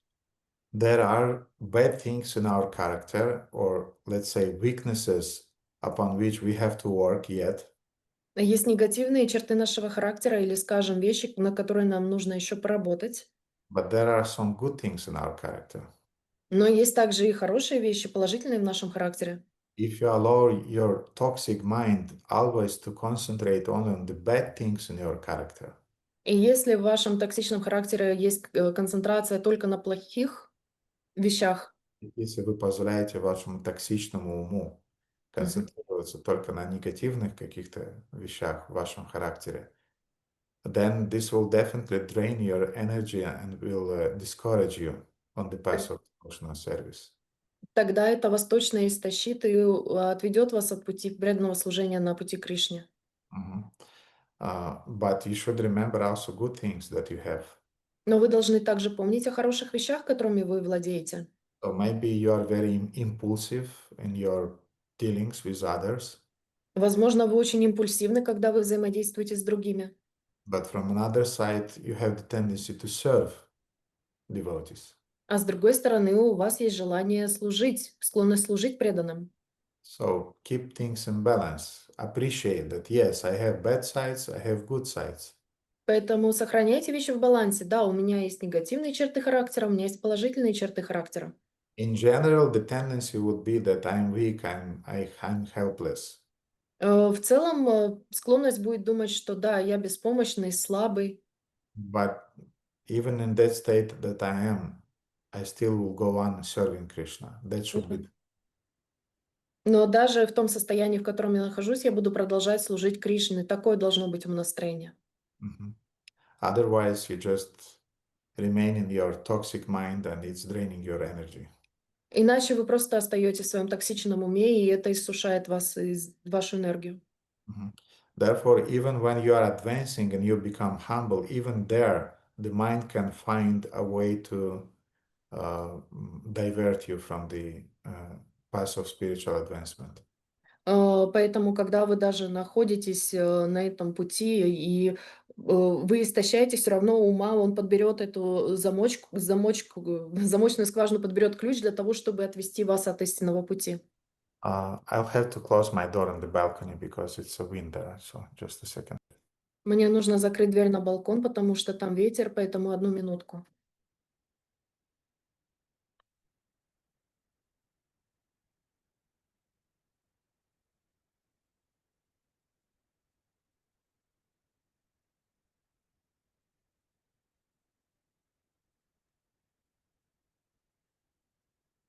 Okay. So Radhakant, I think I answered your questions. Let's go to other devotees' questions, okay? Харе Кришна, спасибо. Радаканта, я думаю, что мы ответили на ваши вопросы. Давайте продвигаться к следующим преданным с вопросами. Okay, Виктор, пожалуйста.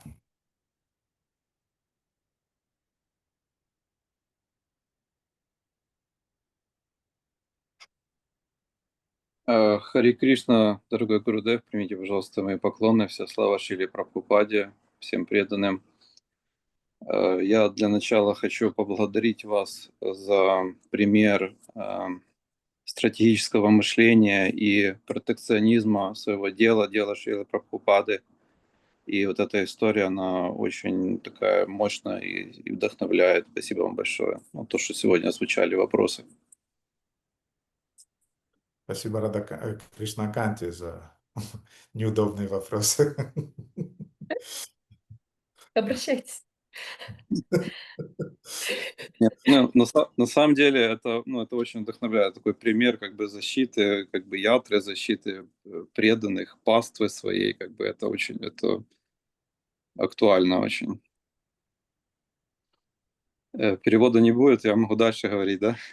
Я в конце, хотите, я сейчас переведу. I wanted to thank you for the example of Srila Prabhupada's mission vision when you protect the yatra and you see things more profound and differently than they are. So thank Krishna Kanta for uncomfortable questions, and Krishna Kanta is always ready to give you more. To provide more. Пожалуйста, Прабhu. У меня был в загашнике один вопрос, меня волнующий. Сегодня тема была вами заявлена как Кришна Катха. Но, может быть, это как бы уже мы начали обсуждать тему наставничества. И вы говорили, что молодые преданные, они не нуждаются в наставниках. А тут как бы вопрос такой, что наоборот, я не могу понять, есть у меня наставник или нету. Потому что система сама по себе, она как бы требует наставника. Система заботы о преданных.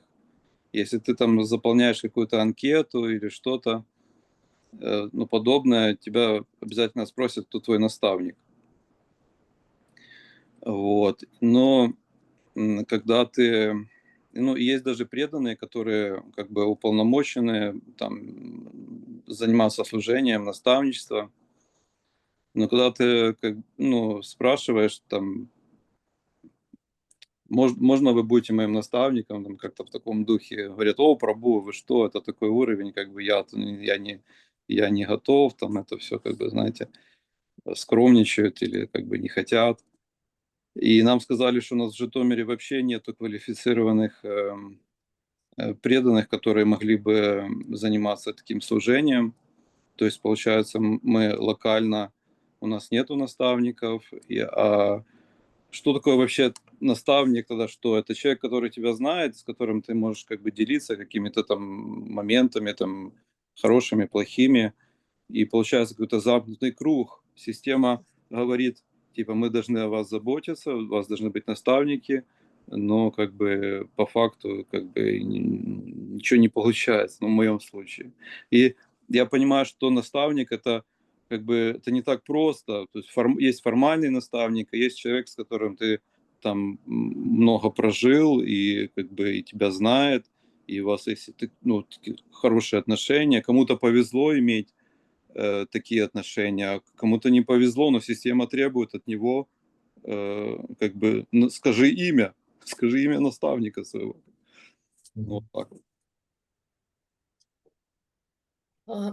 So initially the theme was about Krishna Katha, but we gradually went to spiritual mentors issue, and I wanted to share with you the thing that I actually can't understand.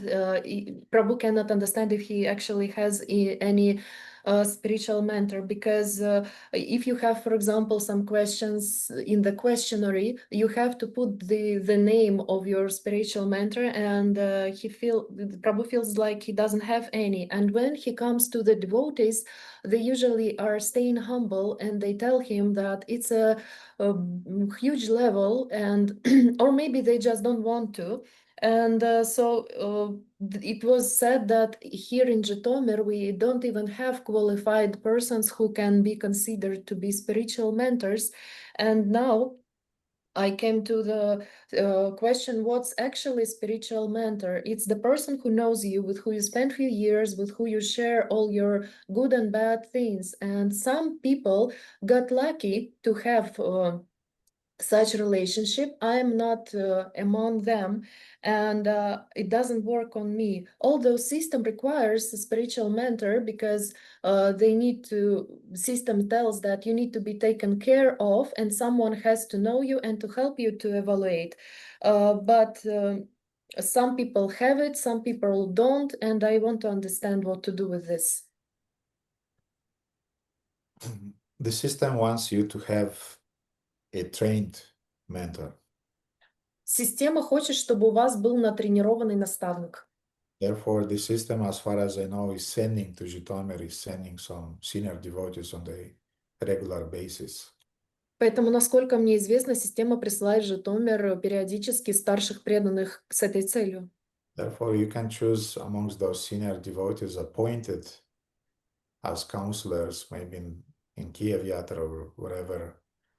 You can choose one of them with whom you have a more close relationships. И тогда из тех назначенных духовных наставников, которые туда присылаются, или, возможно, можете найти в киевской общине, и тогда выбрать себе наставника в соответствии с вашими схожестями характером, например. Из тех, кто приезжает к вам. And this will be the name of the person that you'll write when you need to fill some Questionnaire. question. И тогда это будет то имя, которое ты будешь вписывать в различные опросники, анкеты. But meanwhile, А тем временем, I'm sure in Zhytomyr there may be some devotees to whom you can open and talk openly with them. я уверен, что в Житомире есть преданные, с которыми ты можешь открыто говорить и делиться с ними. Maybe they are not so really advanced. Возможно, они не настолько уж и продвинутые. But again, avoid this black and white mentality. Но опять же, избегаем этой черно-белый менталитет. As Niranjan Maharaj once said that if a devotee is even 1% more advanced than you already have something to learn from him. Нираджана с вами Махарадж говорил, что если преданный хотя бы на 1% более продвинут, чем ты, то он может тебя чему-то научить. Therefore, no restriction to build a soul-to-soul relationship with such a devotee who who can listen to you, whom you can put some questions or just reveal your heart. И нету никаких ограничений в том, чтобы выстраивать близкие духовные, душевные взаимоотношения с такими преданными, с которыми вы можете поделиться или поговорить. Никаких проблем в этом нет. If it will be a devotee who is sent to you by the system from Kiev or from other cities, big cities, that's wonderful. А если это будет преданный, который был специально отправлен и назначен духовным наставником, например, из Киева в Житомир, это будет еще более замечательно. If not, Если нет, anyway, you just choose a name from those who are coming to Zhytomyr, ты просто выбираешь имя из тех, кто приезжает в Житомир, with whom you have still some good relationships. с кем все же у тебя есть какие-то близкие взаимоотношения. That would be the name you are writing when the system is asking you. Это будет то имя, которое ты будешь вписывать, когда система просит тебя об этом. And meanwhile, you have some also local relationship with some local devotees. А тем временем у тебя возникают близкие взаимоотношения с местными преданными. And you build such a relationship without exaggerated expectation from them. И ты выстраиваешь такие взаимоотношения с этими преданными, не имея огромных ожиданий по этому поводу. Не имея завышенных ожиданий. Завышен. Like they say in Russian that you don't expect good from the good, so ты не ожидаешь, от добра добра не ищут. Therefore, I'm sure there are devotees in Zhytomyr with whom you can build a nice relationship in that sense. Я уверен, что в Житомире есть преданные, с которыми ты можешь выстроить подобные взаимоотношения. If in the case still there is nobody like that, И если все-таки в случае, когда и таких нет, then you should cry. тогда ты просто должен плакать. When you'll cry enough, Krishna will send you somebody. И когда ты наплачешься вдоволь, тогда Кришна точно тебе кого-нибудь пришлет. Гурудев, да, есть в Житомире преданные, про которых вы рассказываете, и из Киева приезжают замечательные преданные. Вот именно был вопрос тут как в формализме этом, знаете, потому что никто из них как бы не говорит там, вот, типа там, у меня служение наставника, и я вот, пожалуйста, обращайтесь ко мне. Все настолько скромные, что... Yeah, regarding that part of the question. Yes, there are devotees like that in our yatra, and it was the question about formality, about the name, but devotees which are talking about, they are present. So if, for example, you come to Nitai Karuna, I know him personally. Например, если ты подойдешь к Нитай Каруна, ты знаешь его лично. Я знаю его лично. And you'll say to him, Nitai Karuna, can you be my counselor? И ты спросишь его, Нитай Каруна, можешь быть моим духовным наставником? Nitai Karuna is still coming, yes, to Zhytomyr? Нитай Каруна все еще приезжает в Житомир, так ведь? Сейчас случилась такая история, что одна организация его пленила и хочет отправить его воевать, и сейчас непонятно, что с ним происходит.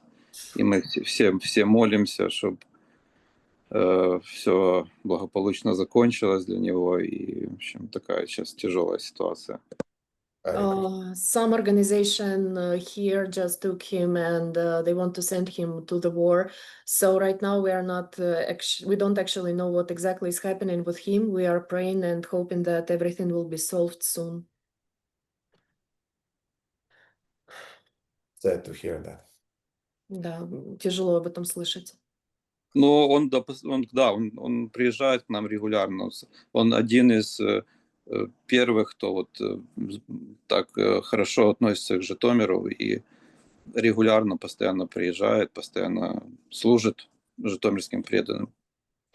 He is one of the devotees who regularly come to the Zhytomyr and loves this yatra and serves beautifully to the devotees here. Be it Nitai Karuna or any other devotees. Будь то Нитай Каруна или другие преданные. If you, from the beginning, you're approaching him and are saying that I want you to be my spiritual mentor, Если ты в самом начале подходишь к нему и говоришь, я хочу, чтобы ты был моим духовным наставником, definitely that devotee will say, sorry, I'm not qualified. 100% этот преданный скажет, извини, но я недостаточно квалифицирован. Therefore, be smart. Поэтому будь умнее. You just build the relationship without calling those relationships the mentor and counselee relationships. Ты просто выстраиваете взаимоотношения без того, чтобы называть их, ставить на них печать, взаимоотношения между духовным наставником и наставляемым. And Rupa Goswami explained to us how to build relationship with devotees. И Рупа Госвами объяснил нам, как выстроить взаимоотношения с преданными. Dadati pratigrihnati guhyamakyati prichhati bhunte bhajayate chevashad vidi pritilakshanam. So those 6 types of loving relationships, we use them. Итак, те 6 типов любящих взаимоотношений, мы их используем. And we ask questions. What И do мы you think задаем, about that? What is your opinion about that? вопросы, что ты думаешь об этом, какое у тебя мнение по этому поводу. And let some years pass. И позволь годам пройти.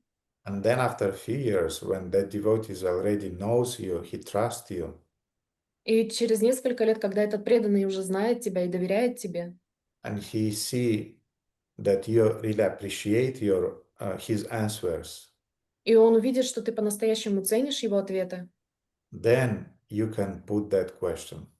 тогда ты можешь задать этот вопрос. Can you be my counselor? Будешь ли ты моим духовным наставником? If you approach a girl and you're saying, hey, you're beautiful, can you be my wife? Если ты подходишь к девушке и говоришь, эй, красавица, будешь моей женой? It doesn't work like that. Так не сработает. So the same way with the man in any relationship, you cannot approach somebody and say, hey, can you be my friend? Can you be my wife? Can you be my mentor? Can you be my guru? No. You just work on that relationship, and then in time it will have also the formal side. И то же самое с мужчинами и вообще в любых взаимоотношениях. Вы не можете подойти к человеку и спросить, ты будешь моим другом, моим мужем, женой или гуру. Так не работает. Ты сначала выстраиваешь взаимоотношения, а потом задаешь этот вопрос.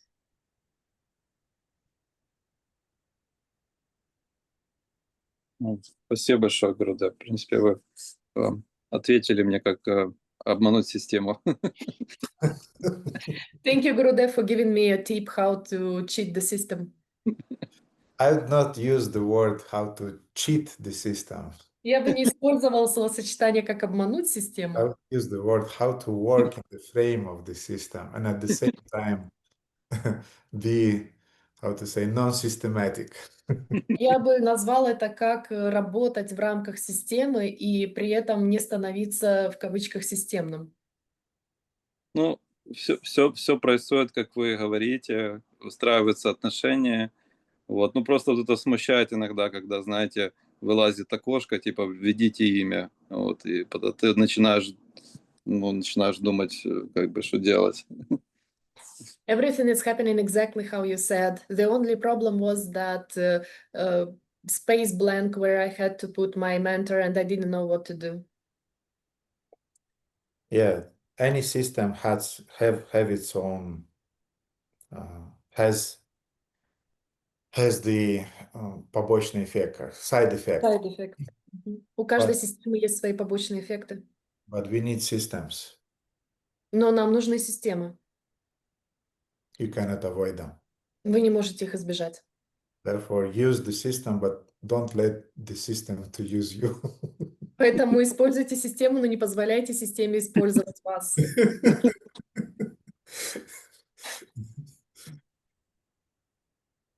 Спасибо, Гурудев.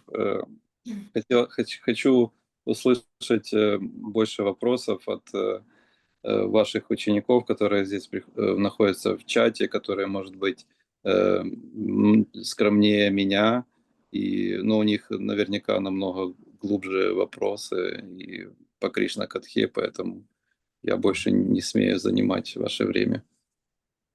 Харе Кришна. We'll humbly ask other devotees to put their questions about Krishna Katha, who for sure have more deep and philosophical questions than I have. So I gradually disappear, and thank you for your answers. Okay, Andrei. Дорогой Гурудев, дорогие преданные, примите, пожалуйста, поклоны. Вся слава Шриле Прабхупаде. Дорогой Гурудев, огромное вам спасибо, что вы продолжаете этот формат взаимодействия с учениками. Вот пятничные вот эти лекции, это просто бесценно. Мне тут пол-ятры завидуют и не верят, что как так, у тебя есть возможность каждый раз в неделю общаться с гуру, задавать вопросы. Ну, это действительно к хорошему привыкаешь очень быстро, но это бесценно. Это, мне кажется, это редкое такое вот в ISKCON современном. Ну, может быть, дальше это будет, когда гуру будет больше. И именно, как вы сказали, местных гуру будет в каждом ятре. Ну, может быть, это будет. Но сейчас это спасибо вам огромное, что вы, ну, вот извините за такое слово, но за ваше вот это служение нам, вот, простите, будем стараться как всячески, вот, ну, как минимум молиться за то, чтобы у вас была энергия, здоровье, вот это продолжать ну и всячески стараться, выполняя ваши наставления, вот, как бы реагировать, вот, ну, обратную связь такую делать. И еще, извините, эмоционально такое, огромное вам спасибо за пост ваш в Телеграм, где Гуру-мата пекла галабджамун. Это, ну, это я, как бы, знаете, виртуально оказался у вас в гостях дома, увидел, что за этой стеной, наконец-то у вас за спиной, и увидел, как это все организовано, как тряпочки там, какая посуда, в каком настроении, как это все перекладывается, выкладывается. Эти вот все мелочи, они настолько важны, они вот, это без слов, это впитывается. Вот это огромное спасибо, что это некие такие, это довольно-таки сокровенно, это такое вот, это ваше личное такое, вы вот делитесь, спасибо вам огромное. Ну и еще, извините, вопросов было очень много, но, конечно же, так волевым усилием один оставил. Сейчас, Андрей, пусть Кришна Канта переведет. Но я думаю, может быть, мне сделать какое-то видео по своей квартире. Да. So, thank you so much, Gurudev, for this priceless Friday morning programs, because half of Yatra end with me because they cannot believe that I have an opportunity to talk to my Gurudev and receive answers on my questions. And it's something unusual, and it's modern. And maybe when we will have more local gurus, it will become more often in everywhere, but right now it's not. And it's like your service for us, and we thank you so much for that. We will pray for your health and for your energy to keep those morning programs. And special thanks for that video in Telegram where Guru Mata makes gulab jamuns. Prabhu virtually came into that kitchen when he saw every towel, every napkin, every mood of all the things that are there. And this is so confidential and so intimate from your part to share all those little things which are nectar for us. And Gurudev asked if he should make a room tour video. So we have to support him. This is why I said yes, because we all want for sure that. Yeah, when I'll be in the mood, I'll do it. Когда у меня будет настроение, я обязательно это сделаю. Okay. So, Андрей, какой вопрос? Вопрос по молитве, которую мы читаем перед чтением книг. Ну, в некоторых ятрах это, во многих, вернее, это используется. Мангалачарана. Вандхам, Шигуров, Шьютапада Камалам. Вот в этой молитве мы возносим, прославляем, выражаем свое почтение гуру, наставникам, Шри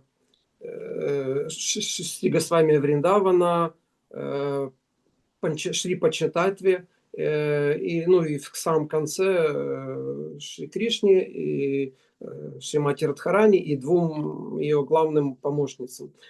И вот вопрос у меня такой, может быть, энциклопедический, но вот при перечислении Панчататвы, Шри Панчататвы не упоминается Гандадхара Прабху, вот пандит. Почему? Вот из-за того, что дальше Шримати Радхарани упоминается, или как? Ну вот, если есть какое-то объяснение, может быть, Харе Кришна. So the question will be regarding the prayer which we received to read before we read books, Mangala Charana, where we give prayers to our guru, mentors, and six Goswami, and Sri Panchatattva, and Krishna Radharani, and two of her main helpers.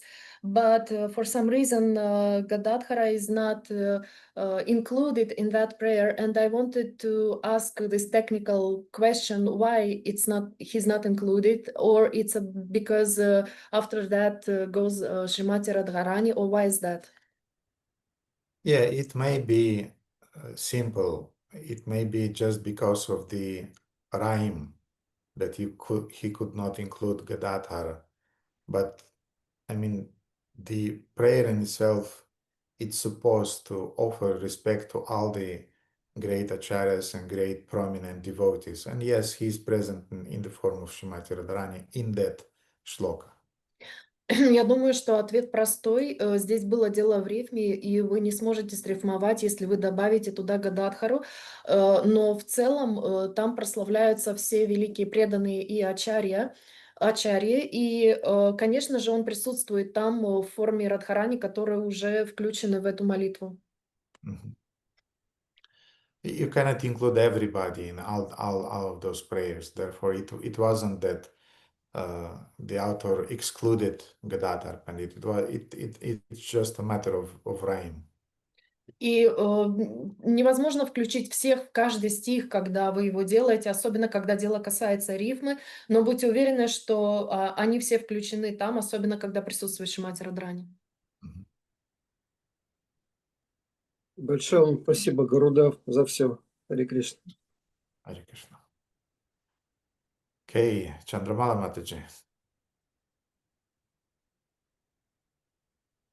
Hare Krishna Gurudev, dear devotees, please accept my humble obeisances. All glories to Srila Prabhupada, all glories to Srila Shri Swami Maharaj, all glories to you and Guru Mata.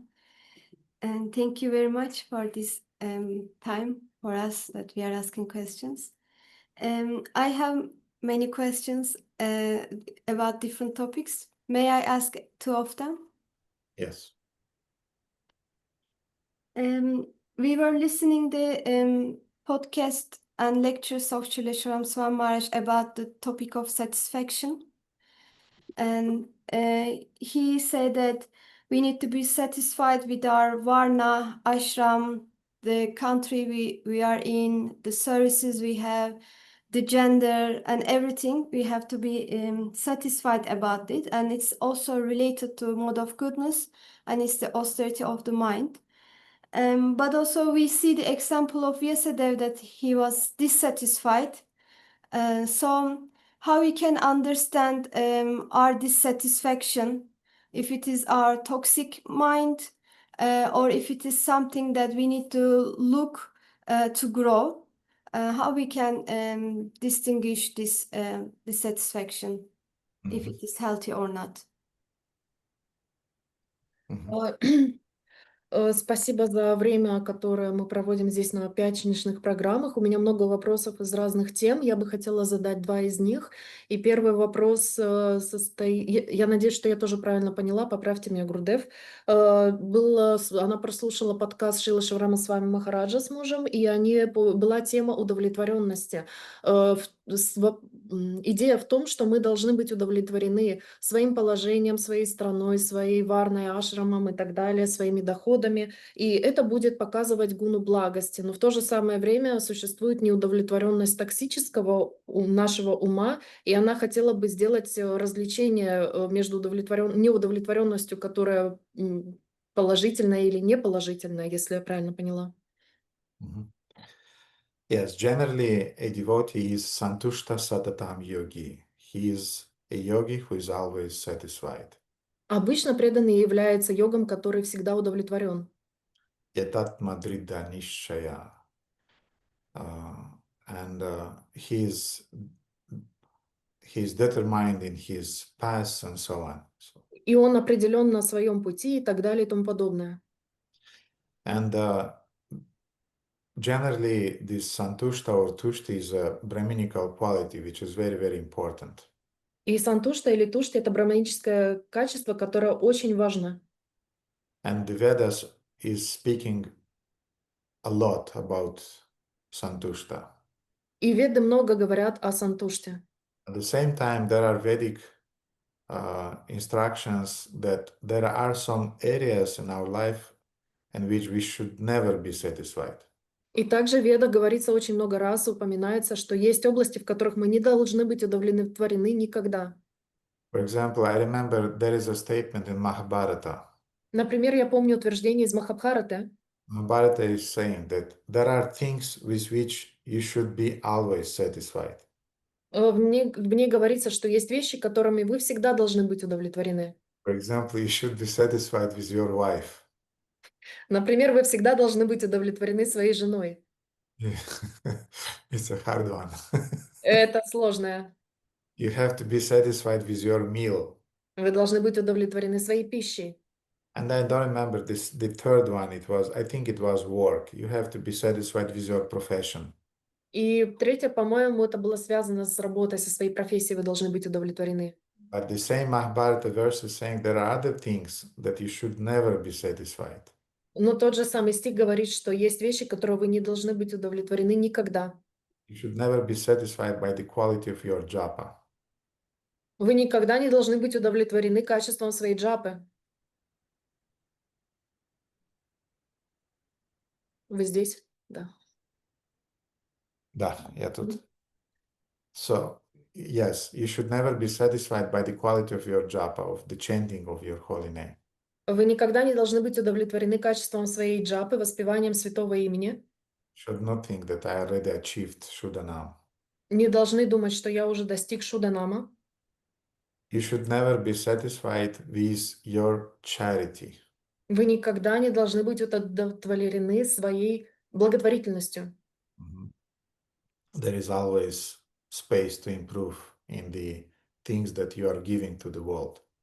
Всегда можно улучшить вещи, которые вы дарите миру.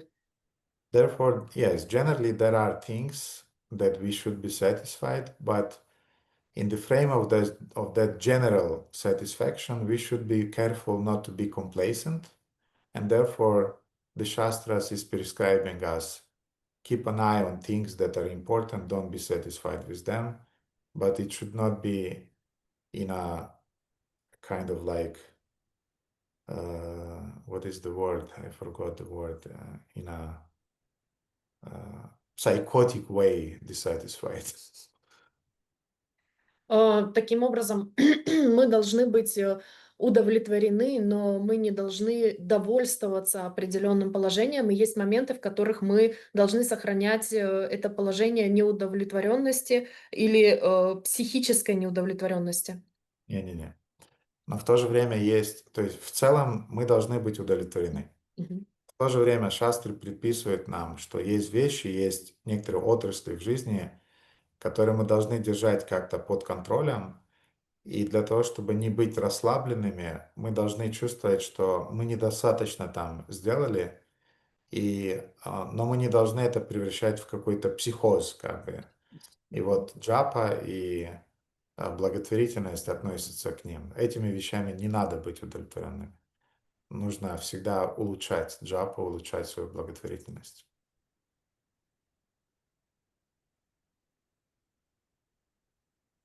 Перевести? I And already. what about the possibilities and opportunities that may support our spiritual advancement?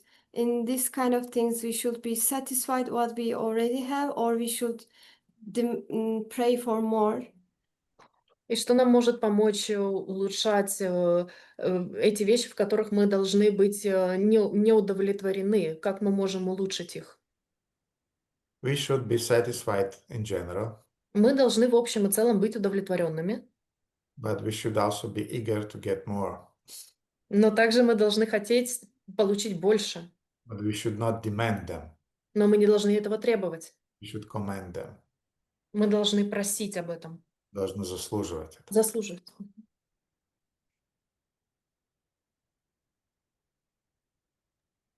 I understood. Thank you very much, Gurudev. May I ask my second question? Yes, please. It's about Varnashrama Dharma. I am trying to understand this topic and I have some difficulty. Srila Shivram Swami Maharaj says that we need Varnashrama Dharma until we reach the stage of Bhava. And so we don't have the community in many places, in many countries to apply Varnashrama Dharma. So how we can do it practically in our lives, what we can get from the idea of Varnashrama Dharma and apply for our spiritual advancement. And if Varnashrama Dharma is a kind of karma yoga, or how we can understand it related with Bhakti Yoga, which we are already started to practice. And also, I cannot understand a little bit the idea of Bhakti Yoga also means to surrender and give up everything at the end. So is it a preparatory process that help us to reach that level? Especially if we don't have any community, for example, like a farm community, or that we really place ourselves in a specific varna or ashram to practice it, then what we can do, how we can take the essence of this idea of Varnashrama Dharma. I don't know if I can explain myself well. Мгм. Итак, вопрос Матаджи про Варнашрама Дхарму. Шрила Шиварама с вами сказал, что нам необходимо находиться в этой Варнашрама Дхарме до того момента, когда мы не достигнем бхавы, но общины, у нас нет таких серьезных развитых общин во многих странах, во многих местах. И тогда как в настоящее время, в нашем нынешнем положении мы можем применять Варнашрама Дхарму для того, чтобы духовно развиваться, и тогда возникает вопрос, является ли Варнашрама Дхарма карма-йогой, и как она соотносится с бхакти-йогой, которую мы уже практикуем, и которая предполагает, что мы оставляем все и полностью предаемся. Тогда Варнашрама Дхарма будет являться путем к достижению этой бхакти-йоги. И тогда возникает вопрос, как в отсутствии экофарм и серьезных общин, как нам применять в отсутствии всего этого Варнашрама Дхарму, как практиковать? If you understand the principle I'm saying now, I would say now, you'll understand the point of Varnashrama. Если я вам сейчас расскажу принцип, который вы поймете, то вы поймете, какова идея Варнашрамы. Don't get messed up with farming communities, with karma yoga and these things. This will just bewilder you. Вы не вмешивайте до экофармы, карма-йогу и так далее, это вас просто собьет с толку.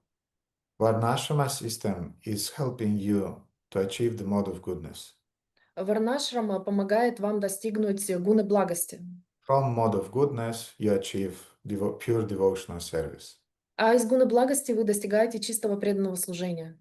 Simple. Просто. Now, what can you do in Ankara in order to remain attuned with the principles of Varnashrama?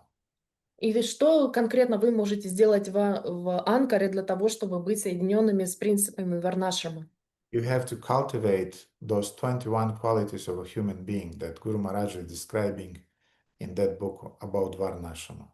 Вы должны развивать в себе 21 качество, которое Гуру Махарадж объяснял в своей книге Варнашрамы. 21 qualities of a human being. 21 качество человеческого существа. Varnashrama would start with those qualities. Варнашрама начинается с этих 21 качеств. Varnashrama doesn't start with cows. Варнашрама не начинается с коров. And this is the crucial mistakes that devotees often are doing. И это краеугольная ошибка, которую обычно преданные совершают.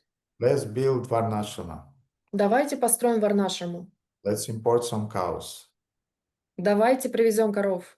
And that was the death end of your spiritual life. И это положит конец вашей духовной жизни. No, you want to start Varnashrama? Нет, вы хотите начать варнашраму? Start being a human being. Начните быть человеческим существом. And that means integrity. И это означает целостность. And those 21 qualities of a human being actually represents the integrity. И эти 21 качества человеческого существа на самом деле представляют собой целостность. They'll help you, never mind, are you a kshatriya, a vaishya, shudra, brahmana, they'll help you to remain situated in the sattva guna. Неважно, являетесь вы шудрой, кшатрием, вайшей или браманом, они помогут вам оставаться в саттва-гуне. And from sattva guna, it will be very easy for you to practice devotional service. А из саттва-гуны вам будет очень просто практиковать ваше преданное служение. Because that's exactly the problem of beginner devotees. Потому что именно такова проблема начинающих преданных. They're tormented by the lower modes, ignorance and passion. Их мучают гуны невежества и гуны страсти. And because of the influence of those lower modes, they cannot concentrate on their japa, on reading, on being disciplined, on getting early in the morning. И именно поэтому они не могут сконцентрироваться во время воспевания святых имен на своем чтении, на раннем подъеме. So therefore, Varnashrama means cultivating the mode of goodness. Simple. Поэтому варнашрама означает культивирование гуны благости. Просто. And your question was, what can you do? You can do. You can cultivate mode of goodness and specifically those 21 qualities of a human being. Поэтому твой вопрос был, что ты конкретно можешь с этим сделать. Ты можешь культивировать в себе 21 качество и применяя таким образом варнашраму в своей жизни.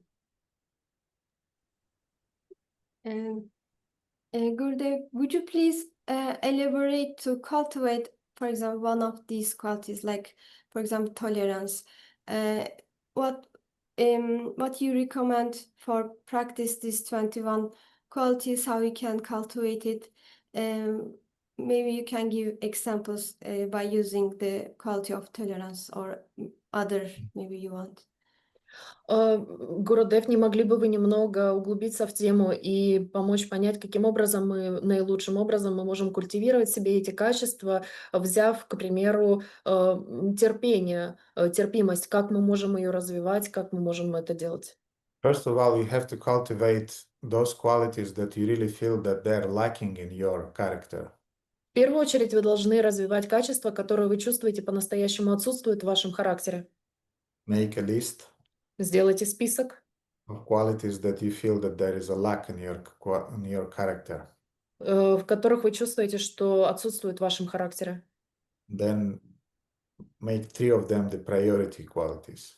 И сделайте 3 из них вашими приоритетными качествами. And amongst those 3, one of them that are the priority quality to work on for the following half of the year, for example.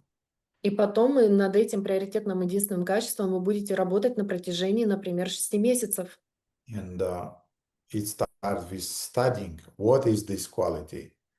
И это начнется с того, что вы будете изучать, чем является это качество. You'll read some books, professional books that are saying about these qualities. И вы прочтете несколько книг, профессиональных книг об этом качестве. And don't be surprised because Guru Maharaj told me once, don't invent the bicycle. There are already books written by smart people on those qualities, mundane people. And it's not any problem for a devotee to read those books and to learn from them. И не удивляйтесь, потому что Шрила Шиврама Свами Махарадж сказал, что не нужно изобретать велосипед, и есть уже много написанных хороших книг по поводу определенных качеств. Они написаны людьми обыкновенными, да, так сказать, обыкновенными людьми, которые написали прекрасные книги и которым преданным нужно читать для того, чтобы понять, как развивать в себе эти качества. Then besides books, as we know, books are giving jnana, theoretical knowledge. И помимо этого мы знаем, что книги дают нам гьяна, теоретическое знание. You start detecting some devotees around you who possess those qualities. Вы должны замечать преданных вокруг вас, которые обладают подобным качеством. Admire those qualities in them. восхищаться этими качествами в них, and then approach carefully those devotees and ask them, how do you keep yourself composed in a critical situation? Or why are you so thankful to people around you? And so on. So talk with them. Talk with them. Don't start with, can you please be my mentor? I want to develop this quality and you should teach me, Don't do that. а потом вы подходите к этим преданным и спрашиваете, как ты умудряешься так здорово ладить со всеми преданными, или как ты всегда справляешься с такими критическими ситуациями. И потом вы внимательно слушаете, наблюдаете за этим преданным, восхищаетесь ими. Не подходите к преданным и не говорите, я хочу, чтобы ты был моим духовным наставником. Не нужно, пожалуйста, этого делать. I mean, you don't say that I want to learn from you this quality, therefore you should be teaching me from the official position. Например, я хочу научиться у тебя этому качеству, и поэтому ты должен учить меня с официальной позиции. As I said, it doesn't work. Как я уже сказал, так не работает. Now, regarding specifically the tolerance, А теперь касательно терпимости. just be a preacher and you'll be tolerant. Просто побудьте проповедником, и вас это научит терпению. Be a wife and you'll be tolerant. Станьте женой, и вы будете терпимее. Be a parent and you'll be tolerant. Родителем станьте, и тогда точно будете терпеливыми. Be a member of Hare Krishna community and you'll be tolerant. Станьте членом общины Харе Кришна, и вы точно будете терпимым. So we are already doing a lot of things regarding the tolerance. I mean, no need to stand on one leg or do things like that. It's enough already things that we are doing. Поэтому мы уже с вами практикуем это качество терпимости. Не нужно прыгать на одной ноге или изобретать что-то новое. Мы все находимся в процессе этого культивирования. Just go on cultivating it. Просто продолжайте культивировать это качество. And meanwhile, associate with devotees in whom you feel that this quality is especially manifested. А потом общайтесь с преданными, в которых вы видите, что эти качества уже довольно ярко проявлены. And then this quality will come to you. А потом это качество придет к вам.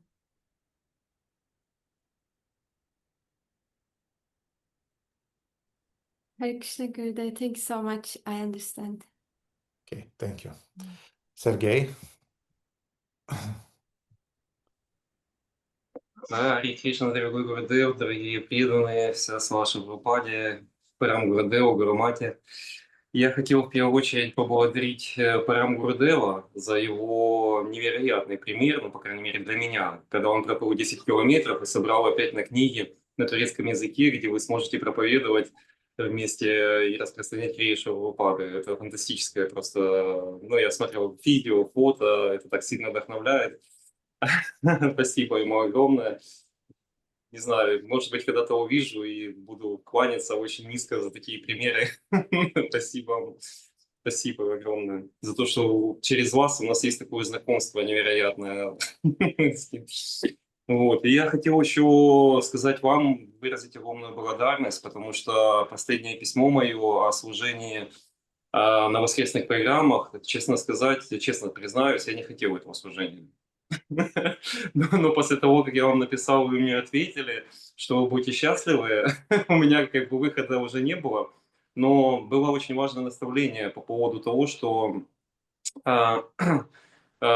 перестань быть максималистом. Ну, я тоже максималист, перестань как бы делать хорошо, но долго, а не максимально быстро. Вот, и вы знаете, произошло чудо после этого письма. Вы еще сказали прочитать 7.15.24. Мы как раз была встреча, вы говорили, вот это вот почитайте, вникните. Я почитал, вникнул, там как раз и говорится о том, что сила нам для преодоления вот этого всего, что с нами происходит, да, сейчас, дается именно от гуру, если мы удовлетворяем его. Вот. Я, в принципе, понял, что я принял ваше наставление и принял указание, то, что нужно делать хорошо, а не отлично. И вы знаете, где-то через 2 программы мне пришло такое сильное вдохновение и силы, что теперь не просто справляться с тем, что у меня были задачи, и с этой задачей у меня все упростилось. Я просто в таком легком шоке нахожусь сейчас, потому что ну, это, знаете, такое своего рода освобождение, потому что становится все легко делать. И вот это я хотел вас, ну, выразить огромную благодарность за то, что вы меня наделили такой просто невероятной силой, что я могу выполнять такие служения и даже, я бы сказал, более качественно, чем это, наверное, было. Потому что в более расслабленном состоянии, ну, в таком как расслабленном, не то, что сказать расслабленном, но спокойном состоянии, наверное, это более рационально и более, ну, как бы, и стабильно даже это все происходит. Спасибо вам огромное, дорогой ГУРДЭП. У меня, наверное, все. Вопросов пока сильно, сильно нет, но Я ждал вопрос. у меня просто благодарность перепирает больше, чем мне хочется задать вопрос. Спасибо вам большое. Харе Кришна. Харе Кришна. Prabhu was actually giving his gratefulness and thanks as to Param Gurudev for what he did with those 10 kilometers of swimming to collect money and to preach in Turkish language, and he congratulates Turkish devotees, and he is inspired immensely by Param Gurudev, and we thank our Gurudev for the Param Gurudev who we know right now as he is, and his example. And if Prabhu will see him personally ever, he will bow in front of him as low as possible out of gratefulness for such examples.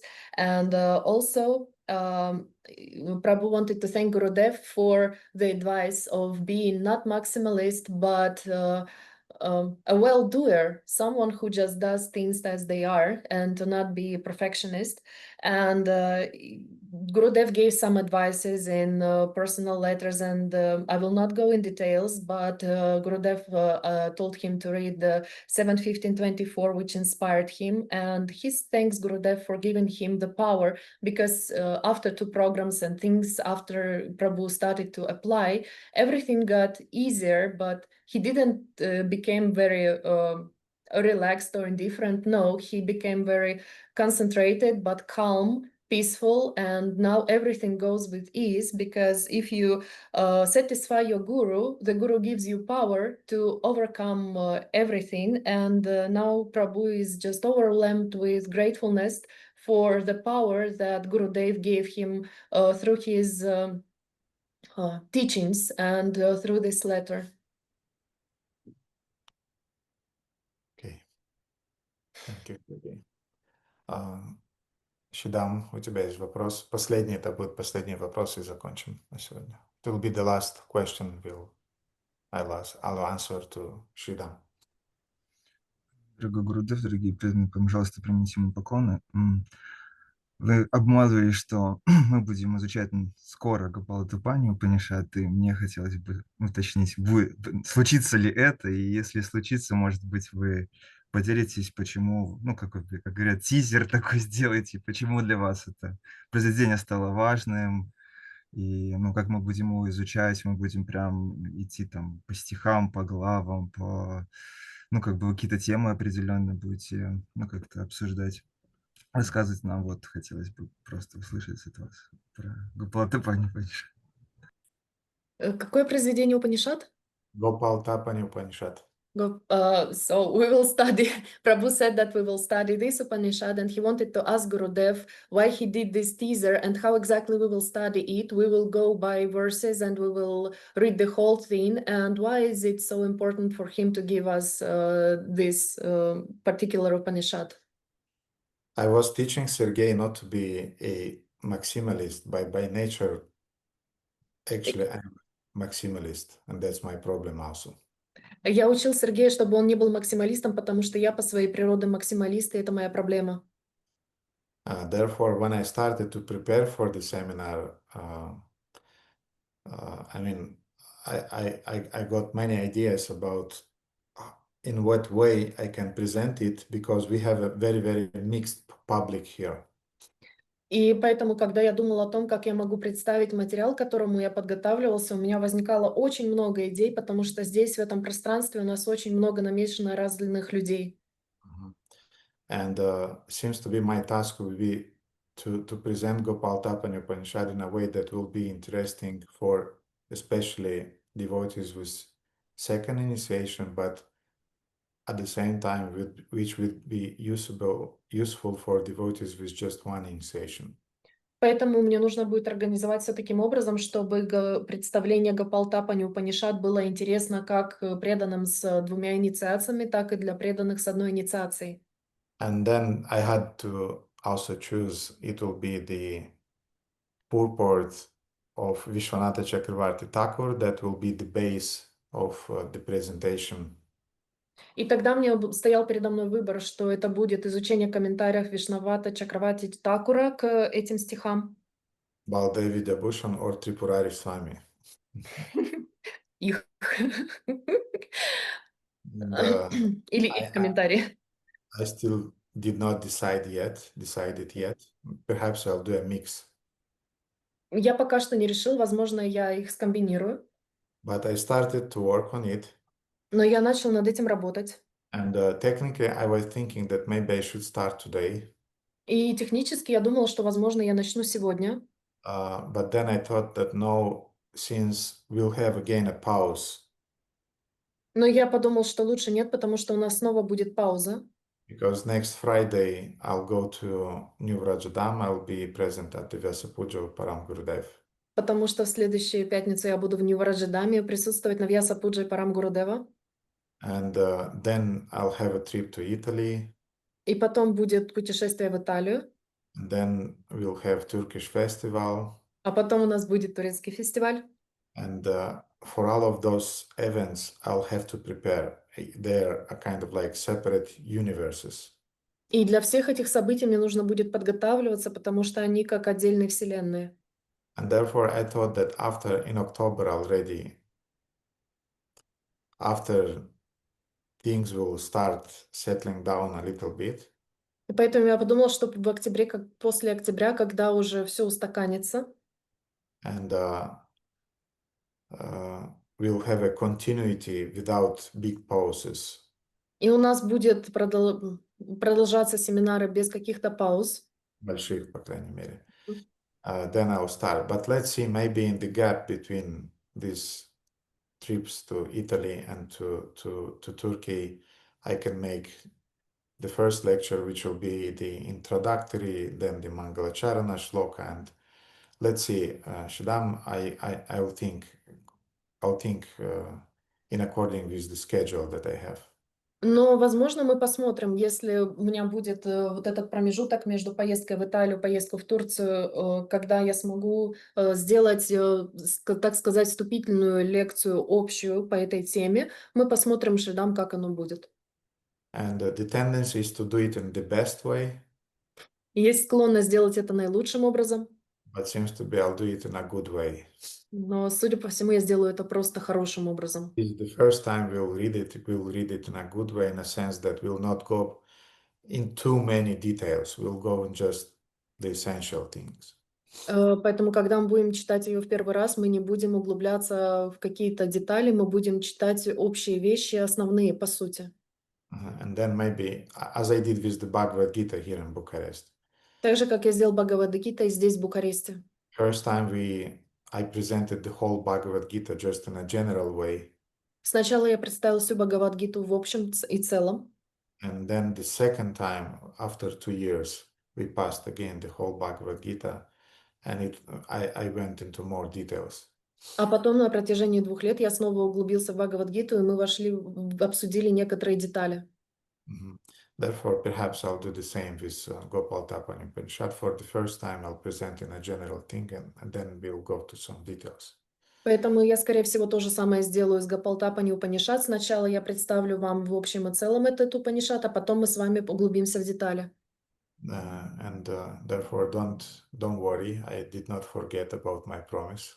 Поэтому не беспокойся, я не забыла о своем обещании. I was just looking for the best time to start it. Я просто искал подходящий момент для того, чтобы начать это делать. Yesterday, I had a lot of reports, and I was thinking to explain these things, but then I understood it would be again a whole text to describe. Then I just said I'll have questions and answers, and it was short. И у меня было очень много отчетов, и я подумала, что нужно будет объяснять все это, и я подумала, что лучше всего будет сделать просто сессию вопросов и ответов и оставить это на потом. Поэтому я написал очень короткое, что просто сделаем вопросы-ответы, не объясняя, почему нету Гопал-Такуни, потому что на это нужно было опять еще полчаса объяснять. Okay, dear devotees, you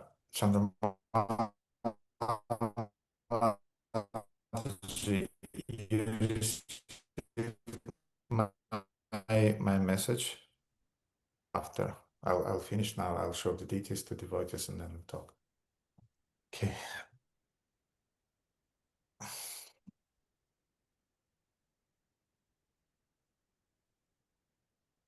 Go.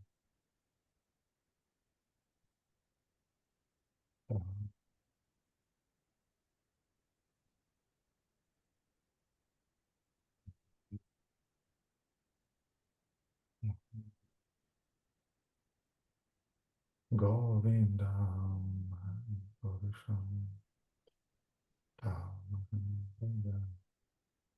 Govinda,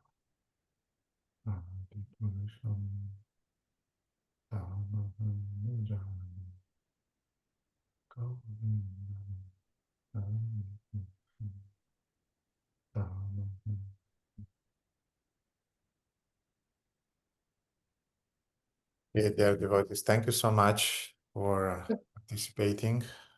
Итак, дорогие преданные, большое вам спасибо за участие. And thanks